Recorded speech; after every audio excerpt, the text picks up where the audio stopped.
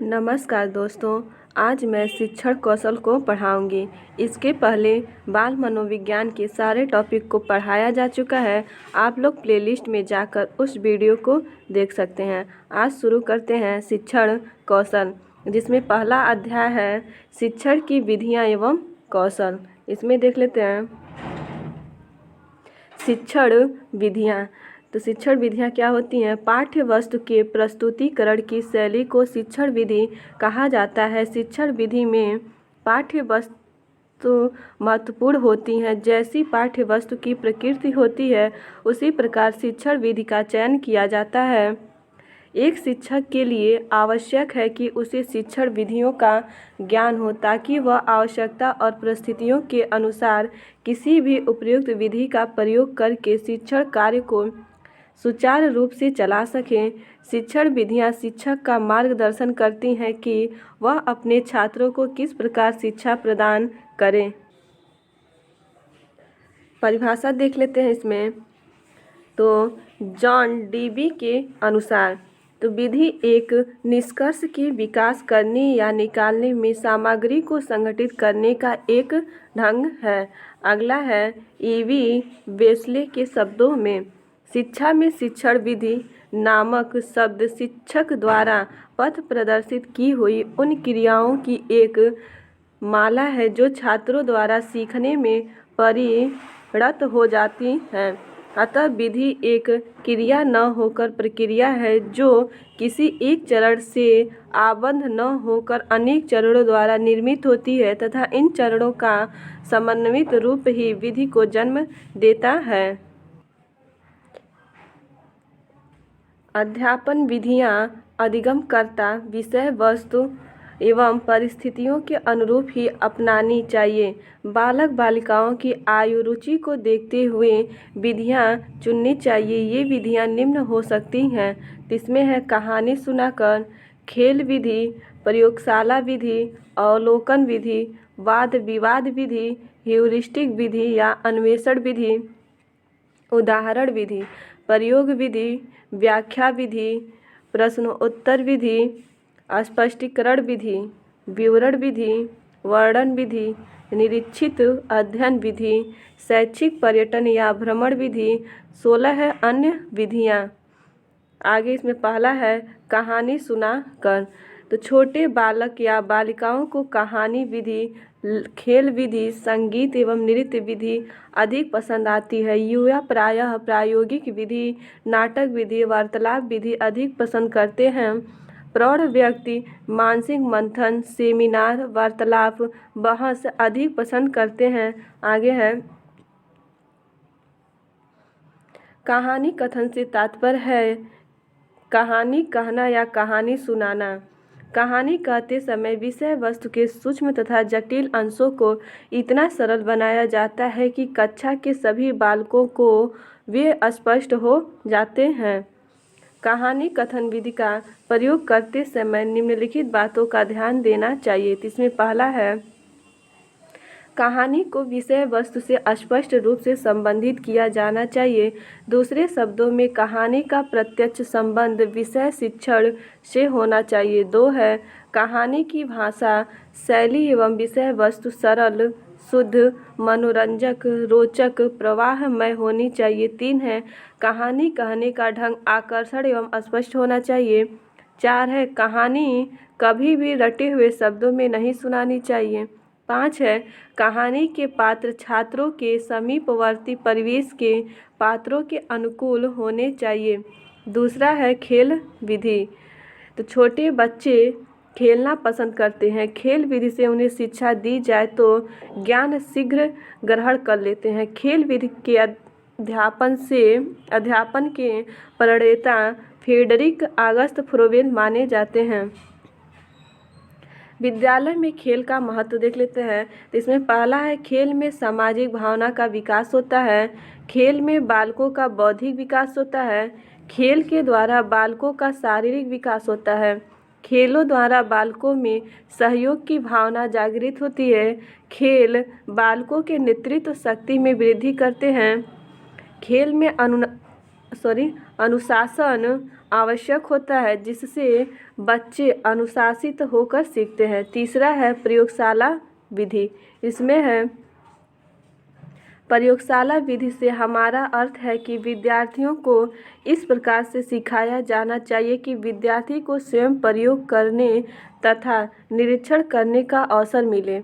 अध्यापक उनकी क्रियाओं का निरीक्षण करे और विद्यार्थी से प्रयोग तथा निरीक्षण के आधार पर लिखित कार्य करवाए। इस प्रकार सीखने से विद्यार्थी निश्चित रूप से सक्रिय रहते हैं। 4 है अवलोकन विधि। तो अवलोकन विधि ज्ञान प्राप्त करने का सबसे सरल और प्रभावशाली साधन है, जिसके माध्यम से बालक स्वयं क्रियाशील रहकर किसी वस्तु तथा तथ्य का पता लगा सकता है। इस विधि का आधार किसी भी वस्तु या विचार को सोचते समझते हुए देखना, सुनना और छूना है। किसी वस्तु या विचार को जानने की स्वाभाविक क्रिया ही अवलोकन विधि का मुख्य आधार है। इस प्रकार से प्राप्त किया गया ज्ञान अस्थायी होता है। आगे है सामाजिक पर्यावरणीय अध्ययन शिक्षण में इस विधि का प्रयोग करने से पूर्व निम्नलिखित बातों का ध्यान रखा जाना आवश्यक है। इसमें पहला है छात्रों को जिस सामाजिक संस्था एवं संगठन या स्थान विशेष का अवलोकन कराना है, उसे पूर्व शिक्षक को स्वयं उसका निरीक्षण कर लेना चाहिए। 2 है उपर्युक्त अवलोकन में छात्रों को अवलोकन करने की स्वतंत्रता होनी चाहिए, किंतु शिक्षक द्वारा उनका पथ प्रदर्शन एवं उनके द्वारा किए जाने वाले कार्यों का निरीक्षण किया जाना चाहिए। 3 है अवलोकन के लिए चुनी हुई परिस्थितियां छात्रों के जीवन के अनुकूल होनी चाहिए। 4 है छात्रों द्वारा अवलोकन करते समय उसके द्वारा पूछे जाने वाले प्रश्नों का उत्तर शिक्षक द्वारा दिया जाता रहे और शिक्षक भी उनसे संबंधित प्रश्न पूछता रहे। 5 है अवलोकन का अर्थ होता है निरीक्षण करना। 5वां है वाद विवाद विधि।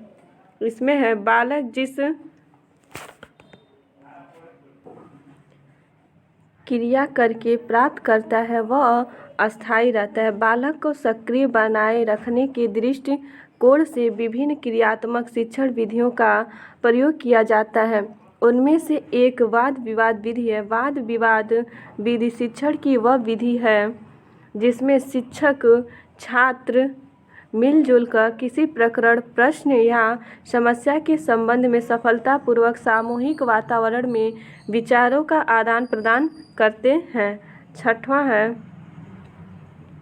6 है इसमें ह्यूरिस्टिक विधि या अन्वेषण विधि, इसे खोज विधि भी कहते हैं। इसमें है विज्ञान की सबसे अधिक प्रभावशाली और मनोवैज्ञानिक प्रणाली ह्यूरिस्टिक विधि है। ह्यूरिस्टिक विधि के आविष्कारक H.E. आर्मस्ट्रांग थे।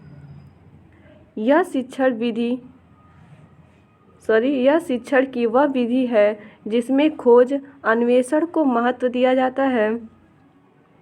ह्यूरिस्टिक विधि में समस्या प्रस्तुतिकरण, निरीक्षण, परीक्षण, निष्कर्षीकरण इसके आवश्यक भाग हैं। जिज्ञासा और अनुभूतियाँ के विकास के कारण यह विधि अधिक मनोवैज्ञानिक है। हर्बर्ट स्पेंसर का यह कथन है, बालकों में जितना कम संभव हो बताया जाए और उनको जितना अधिक संभव हो खोजने को प्रोत्साहित किया जाए। 7 है उदाहरण विधि। इसमें है इस विधि का प्रयोग छात्रों की विचार शक्ति या कल्पना शक्ति को जागृत करके मानसिक विकास में वृद्धि हेतु किया जाता है। उदाहरणों से पाठ्य वस्तु रोचक, बोधगम्य तथा स्पष्ट हो जाती हैं। शिक्षक वांछित उदाहरण तथा दृष्टांत को छात्रों के समक्ष प्रस्तुत करके विषय सामग्री को सरल बनाने का प्रयास करता है। उदाहरण विधि के 2 प्रकार होते हैं। पहला है शाब्दिक उदाहरण और दूसरा है दृश्यात्मक उदाहरण। इसमें है शाब्दिक उदाहरण। तो शाब्दिक उदाहरण बच्चों द्वारा प्रस्तुत किए जाने वाले उदाहरणों को शाब्दिक या मौखिक उदाहरण कहते हैं। शाब्दिक उदाहरणों के अंतर्गत मौखिक उदाहरण दृष्टांत, कहानियाँ, लोकोक्ति, गीत, श्लोक, उपमाएं, रूपक, संकल्पनाओं, कठिन तथ्य तथा अमूर्त भाव आते हैं। दूसरा है दृश्यात्मक उदाहरण। इन उदाहरणों में देखने एवं समझने की क्रियाओं का समावेश होता है। दृश्यात्मक उदाहरणों को दर्शनात्मक अथवा वस्तु रूप उदाहरण भी कहा जाता है। उन उदाहरणों से शिक्षण अधिक सजीव और सरल हो जाता है, क्योंकि इनमें ज्ञानेंद्रियां एवं कर्मेंद्रियां क्रियाशील रहती हैं। कमजोर एवं मंद बुद्धि छात्रों के लिए यह विधि अधिक उपयोगी है। इस विधि के अंतर्गत चार्ट, प्रतिरूप, मानचित्र, ग्राफ, ग्लोब चित्र, रेखा चित्र आदि सामग्री का प्रयोग किया जाता है। 8 है प्रयोग विधि। इस विधि में पाठ्य वस्तु या उससे संबंधित वस्तु को दिखाकर ज्ञान दिया जाता है, जिससे बालक आसानी से ज्ञान ग्रहण कर लेता है।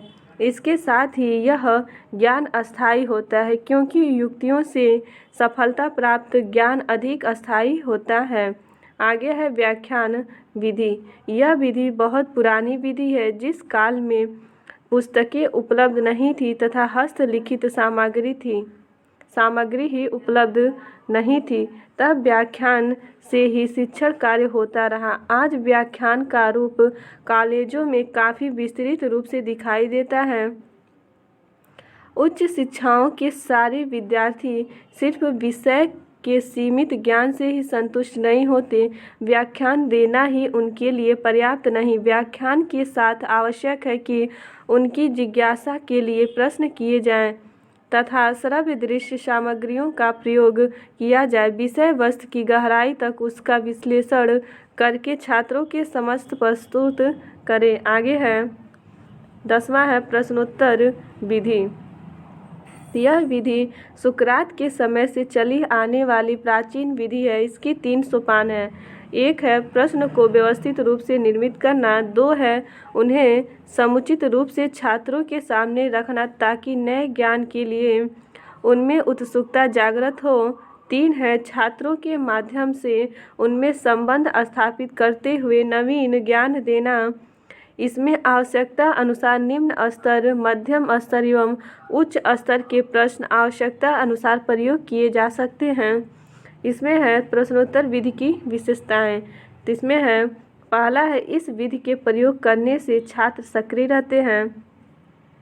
छात्र नए ज्ञान को प्राप्त करने के प्रति उत्सुक रहते हैं। इस विधि के पाठ के विकास में सहायता मिलती है। इस विधि में छात्रों की समस्याओं एवं कठिनाइयों का निराकरण किया जाता है। 5 है छात्रों को ज्ञान का मूल्यांकन करने में सहायक होता है। आगे है 11 आपका है स्पष्टीकरण विधि। तो इसमें है किसी भी विषय वस्तु को सरल, सुगम तथा बोधगम्य बनाने के लिए शिक्षक स्पष्टीकरण विधि का सहायता लेता है और अगम्य, असंरचित तथा कठिन प्रकरणों को इस प्रकार से छात्रों के समक्ष प्रस्तुत करता है कि कुल विषय वस्तु आसानी से समझ में आ सके। स्पष्टीकरण विधि का प्रयोग करते समय निम्नलिखित बातों का ध्यान देना चाहिए। इसमें पहला है शिक्षक को चाहिए कि पढ़ाने से पूर्व पाठ के संदर्भ तथा उद्देश्य छात्रों को स्पष्ट कर देने चाहिए।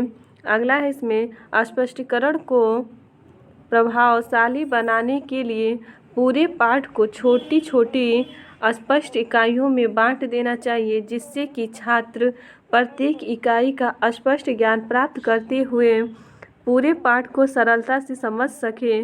अगला है इसमें स्पष्टीकरण की भाषा सरल, स्पष्ट, छात्रों के स्तर के अनुकूल, रोचक तथा प्रवाहमय होनी चाहिए। अगला है पाठ के उद्देश्यों की प्राप्ति हेतु आवश्यकता अनुसार स्पष्टीकरण का प्रयोग करना चाहिए। अगला विधि है 12 है विवरण विधि। इसमें है विवरण देना सामाजिक विज्ञान के शिक्षण के लिए एक आवश्यक युक्ति या विधि है। विवरण को कथन, शिक्षक स्वकथन भी कहा जाता है। विवरण देने का उद्देश्य होता है छात्रों के मस्तिष्क में उसका एक मानसिक चित्र बनाना, जिससे छात्र विषय वस्तु को पूर्णता के साथ समझ सकें। विवरण विधि की विशेषताएं देख लेते हैं। इसमें है विवरण विधि की मुख्य विशेषताएं निम्नलिखित हैं। तो विवरण विधि के प्रयोग से छात्रों को इतना ज्ञान मिल जाता है कि उन्हें अलग से विभिन्न पुस्तकें पढ़ने की ज़रूरत महसूस नहीं होती। विवरण विधि में शिक्षक छात्रों के समक्ष विवरण प्रस्तुत करता है, अतः इस विधि के माध्यम से दिया गया विवरण छात्रों के मस्तिष्क पर अस्थायी प्रभाव डालता है। विवरण विधि में विषय वस्तु के प्रत्येक पक्ष पर प्रकाश डालकर उसकी पूर्ण रूपरेखा समीक्षा की जाती है, पूर्ण रूपेण समीक्षा की जाती हो जाएगा। आगे है विवरण विधि से छात्रों को पुस्तक की अपेक्षा कम समय में आवश्यक ज्ञान प्राप्त होता है। विवरण विधि से छात्र अत्यंत रोचक एवं मितव्ययी ढंग से ज्ञान प्राप्त करने में समर्थ होते हैं। अगला विधि है 13 वर्णन विधि। इसमें है वर्णन विधि वह विधि है जिसके माध्यम से किसी विषय वस्तु तथा घटना का छात्रों के समक्ष पूर्ण शाब्दिक चित्र प्रस्तुत किया जाता है। इस विधि के माध्यम से किसी घटना, दृश्य एवं नियम तथा सिद्धांतों का विस्तार पूर्वक वर्णन किया जाता है। केवल प्रश्न उत्तर या विवरण विधि से सभी बातें स्पष्ट नहीं होती तथा छात्रों के मानस पर संपूर्ण चित्र नहीं बन पाता। इसके लिए शिक्षक को वर्णन विधि के द्वारा विस्तृत वर्णन करना पड़ता है, जिसके लिए उसे अतिरिक्त परिश्रम तथा तैयारी करनी पड़ती है। आगे है वर्णन विधि का प्रयोग करते समय निम्नलिखित बातों पर ध्यान देना चाहिए। इसमें हो जाएगा वर्णन करने से पूर्व शिक्षक को वर्णन की पूरी रूपरेखा तैयार कर लेनी चाहिए और एक निश्चित क्रम में वर्णन करना चाहिए तथा तार्किक क्रम से प्रस्तुत किए जाने चाहिए। वर्णन रोचक, मनोरंजक तथा आकर्षक शैली में किया जाना चाहिए। भाषा में सरलता, सहजता तथा शुद्धता का ध्यान रखना चाहिए। आगे है वर्णन में अस्पष्टता से बचना चाहिए, क्लिष्टता से बचना चाहिए तथा इसे सजीव बनाने के लिए विशेष प्रयास करने चाहिए। अगला है वर्णन प्रसंग के अनुसार हो तथा आवश्यक उदाहरणों एवं अनुकूल श्रव्य दृश्य सामग्री का प्रयोग युक्त हो। आगे है वर्णन में पूर्णता एवं व्यापकता होनी चाहिए। अगला विधि है निरीक्षित अध्ययन विधि। इसमें है यह विधि व्यक्तिगत भिन्नता तथा क्रियाशीलता के सिद्धांतों पर आधारित है। इस विधि में छात्रों की व्यक्तिगत भिन्नता को दृष्टि में रखकर प्रत्येक छात्र को कार्य एवं अध्ययन करने के अवसर दिए जाते हैं। शिक्षक एक मित्र, सहायक तथा पथ प्रदर्शक के रूप में उनके कार्यों को निरीक्षण कर उनकी व्यक्तिगत समस्याओं को सुलझाने का प्रयास करता है। निरीक्षण अध्ययन विधि का प्रयोग करने की निम्नलिखित बातों पर ध्यान देना चाहिए। इसमें पहला है इस विधि के प्रभावशाली उपयोग के लिए आवश्यक है कि शिक्षक में अतिरिक्त परिश्रम, अंतर्दृष्टि तथा साधन का संपन्नता से गुण का समावेश हो। इस विधि का प्रयोग इस प्रकार से संगठित किया जाना चाहिए जिससे कि छात्रों में वैज्ञानिक दृष्टिकोण विकसित हो सके। इस विधि के प्रयोग के द्वारा छात्रों में मैत्रीपूर्ण ढंग से सहयोगी विधि से विचार विमर्श करके कार्य करने की आदतों का विकास होता है। इस विधि में छात्रों की क्रियाएं उनकी मानसिक एवं शारीरिक योग्यताओं तथा रुचियों के अनुसार होनी चाहिए। अगला विधि है 15 शैक्षिक या भ्रमण विधि। इसमें है शैक्षिक पर्यटन से छात्रों को शैक्षणिक ज्ञान में किसी स्थान, वस्तु, प्राणी आदि चीज़ों का प्रत्यक्ष देखने का अवसर प्राप्त होता है। शैक्षिक या पर्यटन विधि की निम्नलिखित बातों पर ध्यान देना चाहिए। इसमें हो जाएगा इनके आयोजन के लिए कम से कम एक दिन अवश्य होना चाहिए। केवल 1 या 2 घंटों में यह संभव नहीं है। इनकी सफलता के लिए छात्रों व प्राध्यापकों में सहयोग होना चाहिए। आगे है शैक्षणिक छात्राओं में दुर्घटनाएं हो सकती हैं, उन पर ध्यान देना चाहिए तथा आवश्यक सावधानियां बरतनी चाहिए। अगला 16 है अन्य विधि। इसमें है पाठ्य पुस्तक विधि, आगम निगम विधि, समस्या निवारण विधि, ऐतिहासिक विधि, अधिविन्यास विधि, दल शिक्षण विधि, पुस्तकालय विधि, किंडरगार्टन विधि, मॉन्टेसरी विधि और डाल्टन विधि। आगे है अगला, इसमें हेडिंग है शिक्षण विधि के उद्देश्य। इसमें है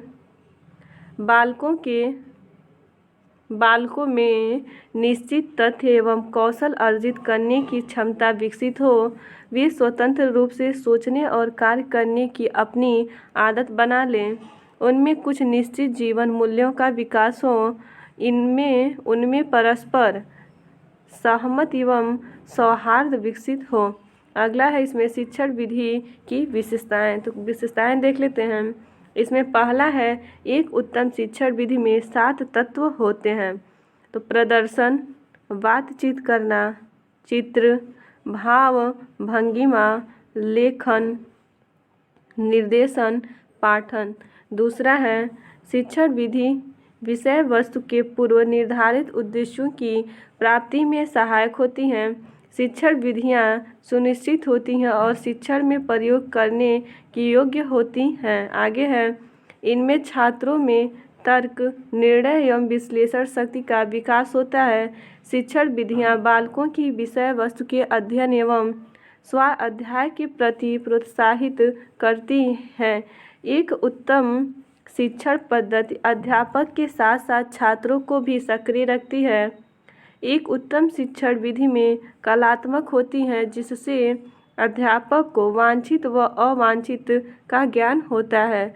शिक्षण विधि का महत्व देख लेते हैं। इसमें पहला महत्व है बाल मनोविज्ञान के अनुकूल। इसमें है उत्तम पाठ्य पद्धति बाल मनोविज्ञान के अनुकूल होती है।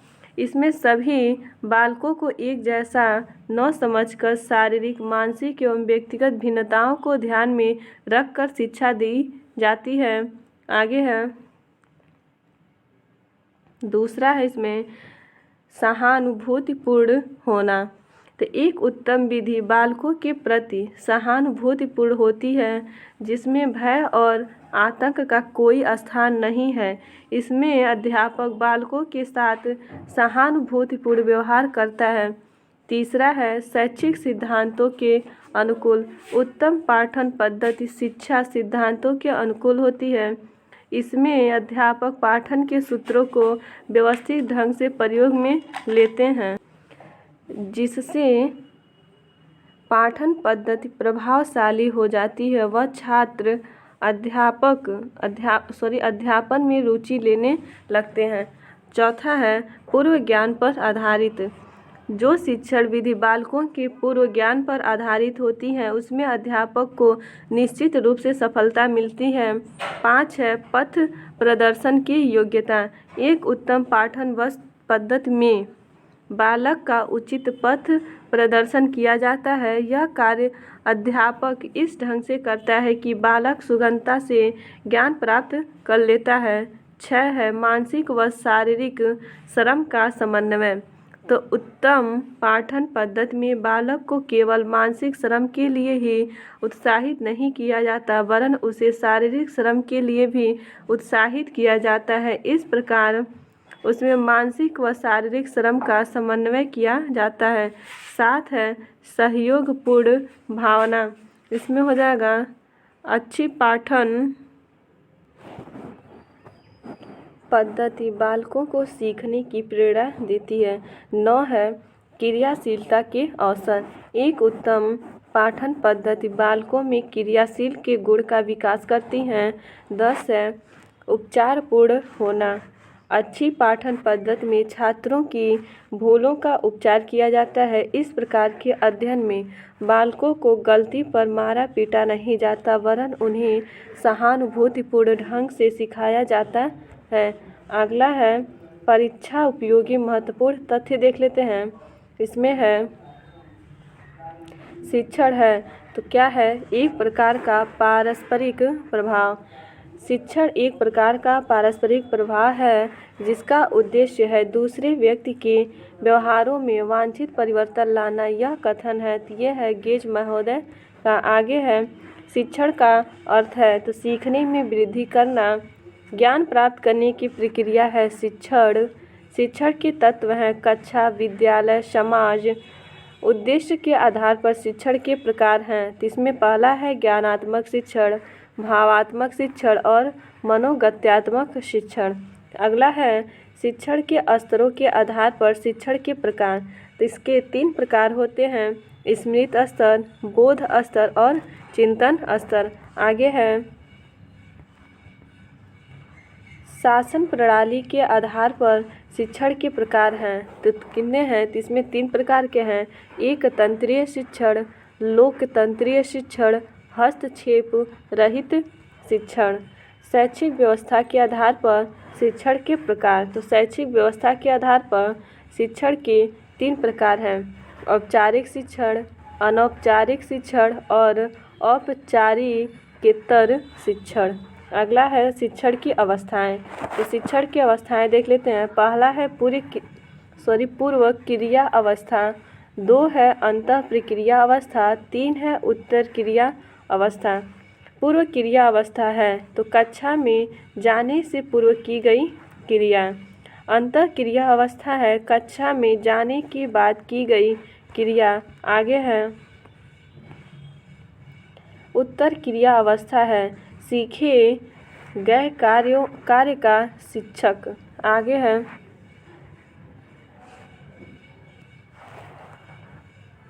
कार्य का शिक्षण है, ये शिक्षण हो जाएगा। आगे है शिक्षण विधियां हैं तो शिक्षण को रुचिपूर्ण एवं प्रभावशाली बनाने का तरीका। शिक्षण की विधियां कितनी हैं? तो शिक्षण की 8 विधियां हैं। इसमें पहला है व्याख्या विधि, स्पष्टीकरण विधि, विवरण विधि, वर्णन विधि, कहानी कथन विधि, निरीक्षित अध्ययन विधि, उदाहरण विधि, प्रत्युत्तर विधि। आगे है व्याख्या विधि है तो कठिन अंशों को सरल बनाना, एक पूर्ण एवं विस्तृत कथन होता है। स्पष्टीकरण विधि में सामाजिक विज्ञान के लिए आवश्यक विधि है। विवरण विधि पूर्ण शाब्दिक चित्र प्रस्तुत करके समझाया जाता है। वर्णन विधि कहानी कथन विधि द्वारा सूक्ष्म तथा जटिल अंशों को सरल बनाया जाता है। व्यक्तिगत भिन्नता तथा क्रियाशीलता के सिद्धांत पर आधारित विधि है। निरीक्षित अध्ययन विधि उदाहरण प्रविधि का प्रयोग किया जाता है। छात्रों की विचार शक्ति तथा कल्पना शक्ति के विकास एवं वृद्धि के लिए। आगे है विधि शब्द लिया गया है तो ये मेथड कहाँ से लिया गया है? तो ये लैटिन भाषा से हो जाएगा। आगे है प्रदर्शन विधि की विशेषताएं हैं तो शिक्षक एवं छात्र दोनों सक्रिय होते हैं। प्रदर्शन विधि उपयोगी होती है छोटी कक्षाओं के लिए। आगे है शिक्षण कौशल छात्रों को सीखने के लिए सुगमता प्रदान करने के विचार से संपन्न की गई संबंधित शिक्षण क्रियाओं या व्यवहारों का समूह है। यह कथन है ये है डॉक्टर वी.के. पासी। आगे है कक्ष में अपने शिक्षण को प्रभावशाली बनाने को कहते हैं तो शिक्षण कौशल की विशेषता है तो प्रक्रिया एवं व्यवहार संबंधित। आगे है विशिष्ट लक्ष्यों की प्राप्ति में सहायक है शिक्षण कौशल प्रभावशाली बनाते हैं शिक्षण प्रक्रिया को। शिक्षण कौशल से सक्रिय बनाया जाता है तो समस्त अंतः क्रिया को। आगे है सूक्ष्म शिक्षण है तो एक प्रकार का कौशल है। सूक्ष्म शिक्षण आधारित है शिक्षण कौशल पर। सर्वप्रथम शिक्षण कौशल सूची तैयार की गई तो स्टैनफोर्ड वीवी तथा कैलिफोर्निया वीवी हो जाएगा। अगला है सूक्ष्म शिक्षण के अंतर्गत शिक्षण कौशल निर्मित है तो हो जाएगा प्रोफेसर वी.के. पासी द्वारा 13 सूची। आगे है इसमें सूक्ष्म शिक्षण का प्रथम स्तर है तो इसमें उद्देश्य को लिखना है। सूक्ष्म शिक्षण का द्वितीय स्तर है पाठ की प्रस्तावना। NCERT द्वारा महत्वपूर्ण शिक्षण कौशल है 5। इसमें है खोजक प्रश्न कौशल, स्पष्टीकरण का कौशल, उद्दीपक परिवर्तन का कौशल, पुनर्वलन कौशल और दृष्टांत कौशल। आगे है शिक्षक छात्रों में रुचि एवं जिज्ञासा उत्पन्न करके पूर्व ज्ञान को नवीन ज्ञान से जोड़ता है। तो खोजक प्रश्न कौशल द्वारा, खोजक प्रश्न कौशल के घटक हैं संकेत देना, विस्तृत सूचना प्राप्ति, पुनः केंद्रीयकरण, पुनः संप्रेषण, आलोचनात्मक जागरूकता। आगे है विषय वस्तु पर आधारित क्रमबद्ध तथा सार्थक कथन शिक्षक द्वारा दिए जाते हैं स्पष्टीकरण कौशल द्वारा।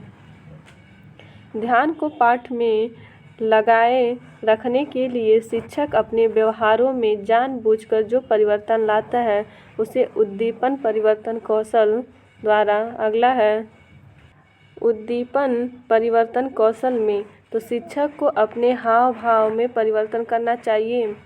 आगे है अनुक्रिया की बारंबारता बढ़ जाती है तो पुनर्वलन कौशल द्वारा। पुनर्वलन के प्रकार हैं धनात्मक पुनर्वलन और ऋणात्मक पुनर्वलन। अगला है धनात्मक पुनर्वलन का प्रयोग अधिक होना चाहिए तो पुनर्वलन कौशल में पुनर्वलन कौशल का घटक है प्रशंसात्मक कथनों का प्रयोग। आगे है शिक्षक नवीन जटिल व अमूर्त ज्ञान को सरलता से छात्रों तक पहुंचाता है तो दृष्टांत कौशल द्वारा। दृष्टांत कौशल में प्रयोग होता है चित्र एवं उदाहरण का। अगला है दृष्टांत कौशल के प्रकार हैं तो इसमें है शाब्दिक और अशाब्दिक दो हो जाते हैं। कहानी कथन है तो शाब्दिक उदाहरण है घटना का वर्णन, चुटकुले, कविता, लेख। वास्तविक उदाहरण है अशाब्दिक उदाहरण है तो इसमें हो जाएगा मॉडल तथा चित्र, मानचित्र, रेखा चित्र व प्रायोगिक प्रदर्शन। आगे है कक्षा कक्ष प्रबंध कौशल है तो शिक्षक द्वारा कक्षा में प्रभावशाली शिक्षण अधिगम। आगे है अधिगम को पूर्ण रूप रुचिपूर्ण बनाया जाता है तो इसमें हो जाएगा कक्षा कक्ष प्रबंध कौशल के द्वारा। शिक्षण कौशल का मूल्यांकन किया जाता है तो अनुसूची एवं रेटिंग स्केल से। आगे है आगमन विधि के जनक हैं तो आगमन विधि के जनक अरस्तु हैं। उदाहरण से नियम तक पहुंचना है आगमन विधि उपयोगी है प्राथमिक शिक्षा के लिए। शिक्षण सूत्र हैं तो 11 होते हैं, इसमें देख लेते हैं ज्ञात से अज्ञात की ओर, सरल से जटिल की ओर, अनिश्चित से निश्चित की ओर, अनुभूत से युक्ति की ओर। आगे है मूर्त से अमूर्त की ओर, विश्लेषण से संश्लेषण की ओर, प्रत्यक्ष से अप्रत्यक्ष की ओर, विशिष्ट से सामान्य की ओर, मनोवैज्ञानिक से तार्किक क्रम की ओर, आगमन से निगमन की ओर। 11 है पूर्ण से अंश की ओर। आगे है छात्रों के पूर्व ज्ञान के आधार पर नवीन ज्ञान देना, ज्ञात से अज्ञात की ओर। सरल प्रत्यय के क्रमानुसार जटिल प्रत्यय बताना तो सरल से जटिल की ओर। शिक्षक छात्रों के अनिश्चित धारणाओं को निश्चयात्मकता प्रदान करता है तो अनिश्चित से निश्चित की ओर। ठोस अनुभूत सत्यों की अनुभूति के बाद ही युक्ति युक्त चिंतन आता है तो अनुभूति के युक्ति युक्त की ओर। आगे है स्थूल पदार्थों से सूक्ष्म विचारों को ग्रहण करना, मूर्त से अमूर्त की ओर हो जाएगा। आगे है किसी तथ्य या समस्या को बांटना, विश्लेषण, सूचनाओं को जोड़कर समग्र रूप से समझाना, संश्लेषण, ज्ञान को अस्थायित्व प्रदान करना, संश्लेषण, वर्तमान ज्ञान के बाद भूत अथवा भविष्य का ज्ञान देना, प्रत्यक्ष से अप्रत्यक्ष की ओर, विशिष्ट नियम से सामान्य नियम की ओर पहुंचना तो विशिष्ट से सामान्य की ओर। मनोवैज्ञानिक ढंग से शिक्षण के पश्चात मानसिक विकास के अनुकूल ज्ञान को तर्क सम्मत बनाना तो मनोवैज्ञानिक ज्ञान से तार्किक ज्ञान की ओर। आगे है आगमन विधि है, ये उदाहरण से नियम की ओर। नियम से उदाहरण की ओर है निगमन विधि। नए ज्ञान की खोज में सहायक है आगमन विधि। शिक्षक को शिक्षण प्रदान करना चाहिए आगमन से निगमन। खोज के फलस्वरूप प्राप्त ज्ञान है निगमन विधि। निगमन विधि से शिक्षण होना चाहिए आगमन के पश्चात। निगमन विधि के जनक है अरस्तु। प्रमाण से प्रत्यक्ष की ओर, तो इसमें हो जाएगा निगमन विधि। निगमन विधि है सामान्य से विशिष्ट की ओर। आगे है योजना पद्धति है, तो किलपैट्रिक है प्रयोजनवादी। प्रयोग में विश्वास करता है प्रयोजनवाद। आगे है प्रयोजनवाद के जनक हैं डीवी। हेलेन पार्कहर्स्ट जनक है तो डाल्टन विधि के। अगला है किंडरगार्टन विधि के जनक हैं तो फ्रोवेल। निगमन विधि उपयोगी है तो उच्च कक्षाओं के लिए। किंडरगार्टन का शाब्दिक अर्थ है तो बच्चों का बगीचा। मारिया मॉन्टेसरी जनक है तो मॉन्टेसरी विधि की। आर्मस्ट्रांग जनक है तो यह है ह्यूरिस्टिक विधि की। ह्यूरिस्टिक का शाब्दिक अर्थ है खोज करना। ह्यूरिस्टिक शब्द है ग्रीक भाषा का। महात्मा गांधी जनक हैं बेसिक शिक्षा प्रणाली। वर्धा योजना के प्रतिपादक हैं महात्मा गांधी। वर्धा योजना लागू हुई 1937 में। सुकरात जनक हैं प्रश्नोत्तर विधि। संवाद विधि के जनक हैं प्लेटो। कविता इस विधि द्वारा याद कराई जाती है पूर्ण से अंश की ओर। आगे है शिक्षण होना चाहिए, तो शिक्षण कैसा होना चाहिए, तो हो जाएगा बाल केंद्रित। बाल केंद्रित शिक्षा का संप्रत्यय देन है, तो ये किसका है, मनोविज्ञान की। यहाँ से आपके प्रश्न शुरू होते हैं। तो प्रश्न दिया है डाल्टन विधि का प्रवर्तक कौन था, तो ये हो जाएगा हेलेन पार्कहर्स्ट हो जाएगा। ये गलत लिखा है तो पार्कहर्स्ट लिख देते हैं। अगला है प्रश्न डाल्टन पद्धति का क्या अर्थ है, तो इस पद्धति में बालकों को उनकी कार्य क्षमताओं के अनुसार बांट दिया जाता है। बालकों पर समय सारणी तथा परीक्षा का कोई बंधन नहीं होता। अगला प्रश्न है किंडरगार्टन पद्धति से आप क्या समझते हैं, तो इस पद्धति में फ्रोवेल ने बालकों को खेल, गीतों और उपहारों के माध्यम से शिक्षा देने पर बल दिया है। बालक उनकी गेंदों, लकड़ी के टुकड़ों, तख्तियों आदि से खेल खेल में गणित तथा रेखा गणित का ज्ञान प्राप्त करते हैं। अगला प्रश्न है किंडरगार्टन शब्द किस भाषा में प्रयोग हुआ है, तो यह है जर्मन भाषा में। अगला है किंडरगार्टन शब्द का अर्थ है, तो ये हो जाएगा बच्चों का बगीचा।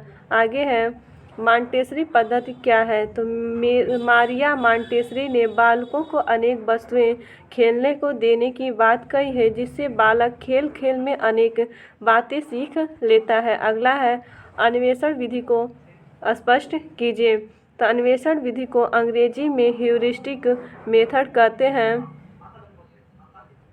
जिसका अर्थ है खोजता हूँ, मैं खोजता हूँ। इसका अर्थ क्या हो जाएगा, मैं खोजता हूँ। इस विधि के प्रवर्तक आर्मस्ट्रांग थे। आगे है अन्वेषण विधि से क्या तात्पर्य है, तो अन्वेषण विधि का तात्पर्य शिक्षण की उस विधि से है जिसमें बालकों को खोज करने वालों की स्थिति में रखकर बिना किसी विशेष निर्देशन के उन्हें स्वयं खोज या नवीन ज्ञान अर्जित करने का अवसर दिया जाता है। अगला प्रश्न है निरीक्षण विधि का शिक्षण में क्या महत्व है, तो मनोवैज्ञानिक विधि, इसके प्रयोग से छात्रों की ज्ञानेंद्रियों का विकास होता है। आगे है उदाहरण विधि कितने प्रकार के होते हैं, तो उदाहरण विधि के 2 प्रकार हैं, मौखिक और दृश्यात्मक। आगे है उदाहरण विधि को 2 उपयोगिता बताइए, तो उदाहरण के पाठ्य वस्तु रोचक, बोधगम्य एवं स्पष्ट हो जाते हैं। उदाहरणों का प्रयोग विषय सामग्री को स्पष्ट करता है और नया ज्ञान प्रदान करता है। अगला प्रश्न है प्रश्नोत्तर विधि के कितने सोपान होते हैं, तो प्रश्नोत्तर विधि के मुख्यतः 3 सोपान होते हैं। पहला है प्रश्नों की व्यवस्थित रूप से निर्मित करना। 2 है प्रश्नों को समुचित रूप से छात्रों के सामने रखना, जिसमें नए ज्ञान के लिए उसमें उत्सुकता जागृत हो सके। 3 है छात्रों के माध्यम से उनमें संबंध स्थापित करते हुए नवीन ज्ञान देना। आगे है विवरण विधि का अर्थ। तो इसमें हो जाएगा विवरण का अर्थ है क्रमबद्ध घटनाओं का वर्णन। विवरण कहानी का एक रूप है। विवरण देने का उद्देश्य यह होता है कि छात्रों के मस्तिष्क में एक मानसिक चित्र बनना, जिससे कि छात्र विषय वस्तु को पूरी तरह समझ सकें। अगला प्रश्न है कहानी कथन विधि की विशेषताएं बताइए। तो कहानी कथन विधि में बालक जिज्ञासु बने रहते हैं, बालकों की कल्पना शक्ति का विकास होता है, बच्चों की तार्किक शक्ति का विकास होता है, बच्चों को एक पाठ रोचक लगता है, विषय वस्तु के सूक्ष्म एवं जटिल अंशों को समझने में उन्हें सहायता मिलती है। अगला प्रश्न है मौखिक उदाहरण क्या होता है। तो इस विधि में शिक्षक छात्रों के सम्मुख पूरे हाव भाव के साथ सरल शब्दों में पाठ का सजीव चित्रण प्रस्तुत करते हैं तथा छात्र विषय को अच्छी तरह समझ लेते हैं। अगला प्रश्न है दृश्यात्मक उदाहरण का स्वरूप होता है। तो जब मौखिक उदाहरण से विषय वस्तु का स्पष्ट ज्ञान न कराया जा सके तो शिक्षक को दृश्यात्मक वस्तुओं का प्रदर्शन करके ज्ञान कराना आवश्यक हो जाता है, जैसे चार्ट, मॉडल, रेखा चित्र, मानचित्र, ग्लोब आदि। अगला प्रश्न है प्रोजेक्ट पद्धति क्या है। तो इसमें बालक किसी योजना को अपने प्रयासों द्वारा पूरा करता है। ये योजनाएं व्यक्तिगत एवं सामूहिक दोनों प्रकार की होती हैं, जैसे किसी समस्या का समाधान करना, मॉडल तैयार करना, अभिनय करना आदि है। अगला प्रश्न है बेसिक शिक्षा पद्धति से क्या समझते हैं। तो गांधी जी ने इसे बुनियादी शिक्षा का नाम दिया है। इस पद्धति में खेल के माध्यम से हस्तशिल्प शिक्षा को बढ़ावा देकर शिक्षा के जीविकोपार्जन में जोड़ने का कौशल बच्चों में विकसित होता है। अगला प्रश्न है वाद विवाद विधि की खोज किसने की थी। तो सन 1929 में हेनरी ए आवर स्ट्रीट ने वाद विवाद विधि की खोज की थी। अगला प्रश्न है पर्यटन के प्रकार। तो पर्यटन के 3 प्रकार होते हैं, संक्षिप्त या लघु विद्यालय परिषद के अंदर, 2 है सामान्य पर्यटन क्षेत्रीय, 3 है विस्तृत क्षेत्रीय पर्यटन विद्यालय परिषद से दूर। अगला प्रश्न है विज्ञान शिक्षण में सर्वाधिक उपयोगी शिक्षण विधि कौन सी है और क्यों। तो प्रयोग प्रदर्शन अनुसंधान विधि है, क्योंकि यही बालक करके सीखता है। अगला टॉपिक है आधारभूत कौशल। तो इसमें देख लेते हैं कि अर्थ एवं परिभाषा। तो इसमें है एन.एल. गेज के शब्दों में शिक्षण कौशल वे विशिष्ट अनुदेशात्मक क्रियाएं व प्रक्रियाएं हैं जिन्हें शिक्षक कक्षा कक्ष में अपने शिक्षण को प्रभावशाली बनाने के लिए उपयोग करता है। ये शिक्षण की विभिन्न आवश्यकताओं से संबंधित होता है तथा ये शिक्षक में निरंतर प्रयोग आती है। Doctor VK. पासी के अनुसार देख लेते हैं शिक्षण कौशल छात्रों के सीखने के लिए सुगमता प्रदान करने के विचार से संपन्न की गई संबंधित शिक्षण क्रियाओं का व्यवहार का समूह है। मैकइंटायर तथा वाइट ने शिक्षण कौशल की चर्चा करते हुए लिखा है शिक्षण कौशल शिक्षण व्यवहारों से संबंधित वह स्वरूप है जो कक्षा की अंतः प्रक्रिया द्वारा उन विशिष्ट परिस्थितियों को जन्म देता है जो शैक्षिक उद्देश्यों की प्राप्ति में सहायक होते हैं और छात्रों को सीखने में सुगमता प्रदान करती हैं। अतः उपरोक्त कथनों से स्पष्ट है कि शिक्षण कौशल शिक्षक के हाथ का वह शस्त्र है जिसका प्रयोग करके शिक्षक अपने कक्षा शिक्षण को प्रभावशाली तथा सक्रिय बनाता है तथा कक्षा की अंतःक्रिया में सुधार लाने का प्रयास करता है। आगे है खोजपूर्ण कौशल के घटक। खोजपूर्ण प्रश्न के कौशल के घटक हो जाएंगे। इस कौशल के निम्नलिखित घटक हैं: संकेत देना, विस्तृत सूचना प्राप्ति, पुनः केंद्रीकरण, पुनः प्रेषण है। अगला है आलोचनात्मक सजगता। महत्वपूर्ण शिक्षण कौशल का विवरण देख लेते हैं। इसमें पहला है खोज प्रश्न कौशल। इसमें हो जाएगा शिक्षक को पढ़ाते समय बीच बीच में खोज या अनुशीलन प्रकार के प्रश्न पूछकर छात्रों का ध्यान आकर्षित करना चाहिए और छात्रों के अंदर जिज्ञासा उत्पन्न करके उनके पूर्व ज्ञान को नवीन ज्ञान से जोड़ना चाहिए। 2 है स्पष्टीकरण का कौशल। शिक्षक पाठ्य विषय वस्तु को पढ़ाते समय जो व्याख्या करे उसको स्पष्ट तरीके से क्रमबद्ध तथा सार्थक शब्दों में प्रयोग किया जाए। अगला है स्पष्टीकरण कौशल के घटक। इसमें हो जाएगा शब्दों का उच्चारण सही से हो, उचित शब्दों का प्रयोग हो, व्याख्या करते समय मुख्य मुद्रा सही हो, कथनों में तारतम्यता होना चाहिए। आगे है असंबद्ध कथनों की अनुपस्थिति, विचारों में परस्पर जोड़ने वाले शब्दों का प्रयोग। 3 है उद्दीपन परिवर्तन कौशल। शिक्षक शिक्षण प्रक्रिया को रुचिकर बनाने के लिए अपनी शारीरिक चलन, हाव भाव, व्याख्यात्मक शैली के द्वारा उद्दीपन का प्रयोग करता है। जैसे सहायक सामग्री का प्रयोग, श्यामपट्ट पर लेखन करना, छात्रों के पास जाकर प्रश्न पूछना आदि। उद्दीपक परिवर्तन कौशल के घटक देख लेते हैं। इसमें है शरीर संचालन, हाव भाव, मुख मुद्रा, आँखों व हाथों के संकेत, स्वर में उतार चढ़ाव, भाव केंद्रीकरण, छात्र शिक्षक अंतःक्रिया में परिवर्तन, श्रव्य दृश्य का क्रम परिवर्तन है, छात्रों का सहयोग। 4 है पुनर्वलन कौशल। इसमें है पुनर्वलन से तात्पर्य छात्रों द्वारा जिस क्रिया से पुनः बल मिले कार्य करने के लिए पुनर्वलन कौशल कहलाता है।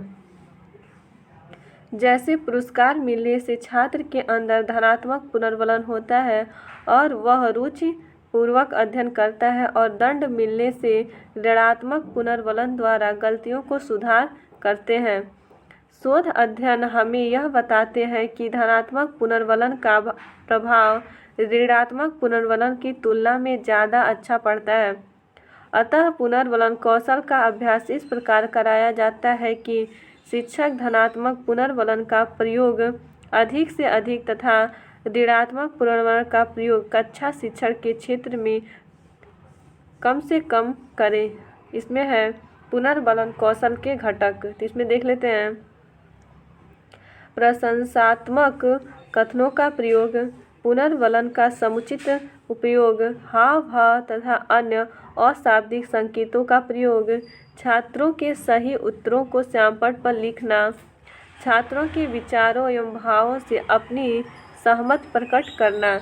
5 है दृष्टांत कौशल। इसमें हो जाएगा दृष्टांत कौशल के द्वारा विषय वस्तु की प्रस्तुतिकरण को सरल बनाया जाता है। जैसे शिक्षक व्याख्यान के माध्यम से विषय वस्तु स्पष्ट नहीं कर पाता हो, वह चित्र, उदाहरण आदि के द्वारा स्पष्ट करता है। दृष्टांतों तथा उदाहरणों के माध्यम से शिक्षक नवीन, जटिल व अमूर्त ज्ञान को सरलता से छात्रों तक पहुंचा देता है। आगे है दृष्टांत या उदाहरणों के प्रकार। इसमें देख लेते हैं अशाब्दिक और शाब्दिक। तो अशाब्दिक में हो जाएगा वास्तविक उदाहरण, मॉडल तथा चित्र, मानचित्र व रेखा चित्र, प्रायोगिक प्रदर्शन। शाब्दिक में हो जाएगा कहानी कथन, घटना का वर्णन, चुटकुले, कविता और लेख। आगे है दृष्टांत कौशल के घटक।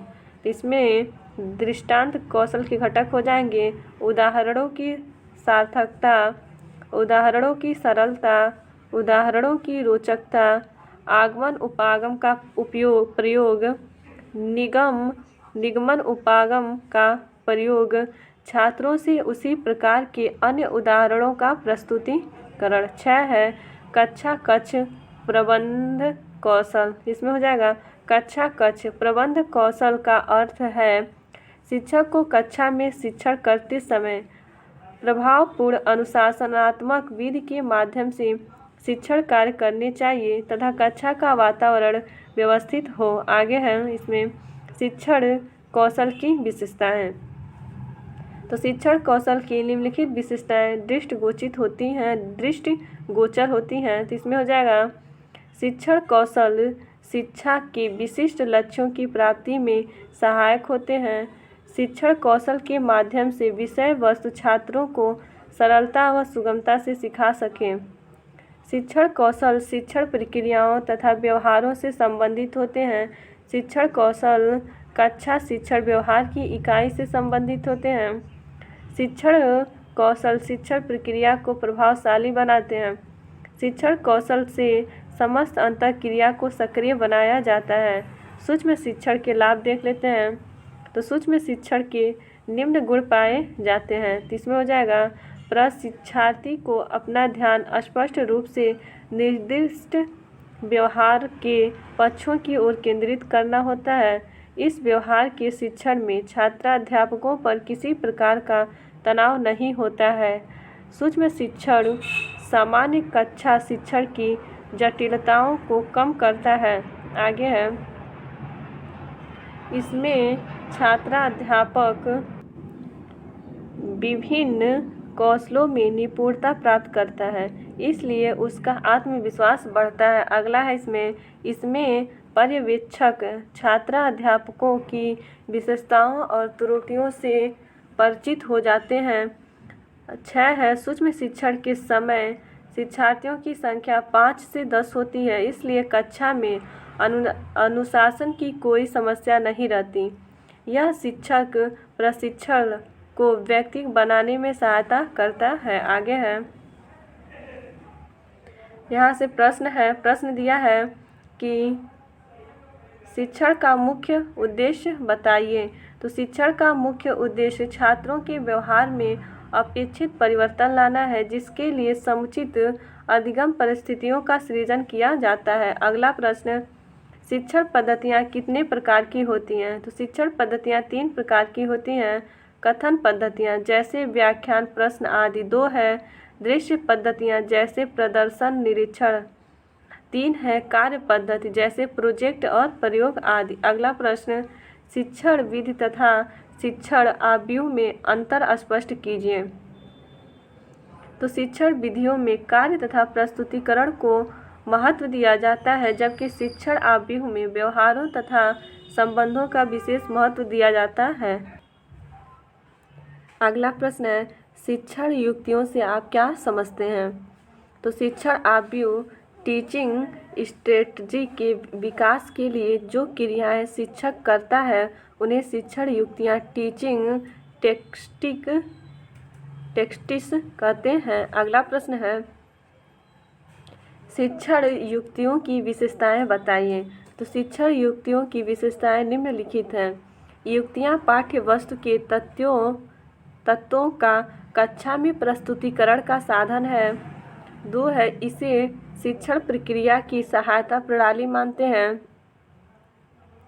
इन युक्तियों की सहायता से अनुदेशात्मक प्रक्रिया का संचालन किया जाता है। 4 है इनके उपयोग से बहु इंद्रिय अनुभव प्रदान किए जाते हैं। अगला प्रश्न है शिक्षण युक्तियों का महत्व बताइए। तो शिक्षण युक्तियों का महत्व निम्नलिखित है।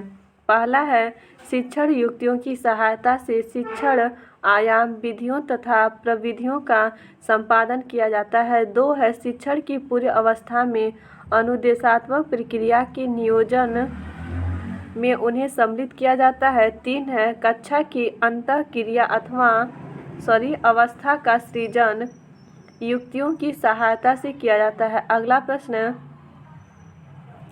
शिक्षण आव्यूह के कितने प्रकार होते हैं। तो शिक्षण आव्यूह के 18 प्रकार होते हैं। आगे है अभिक्रमित अनुदेशन से आप क्या समझते हैं।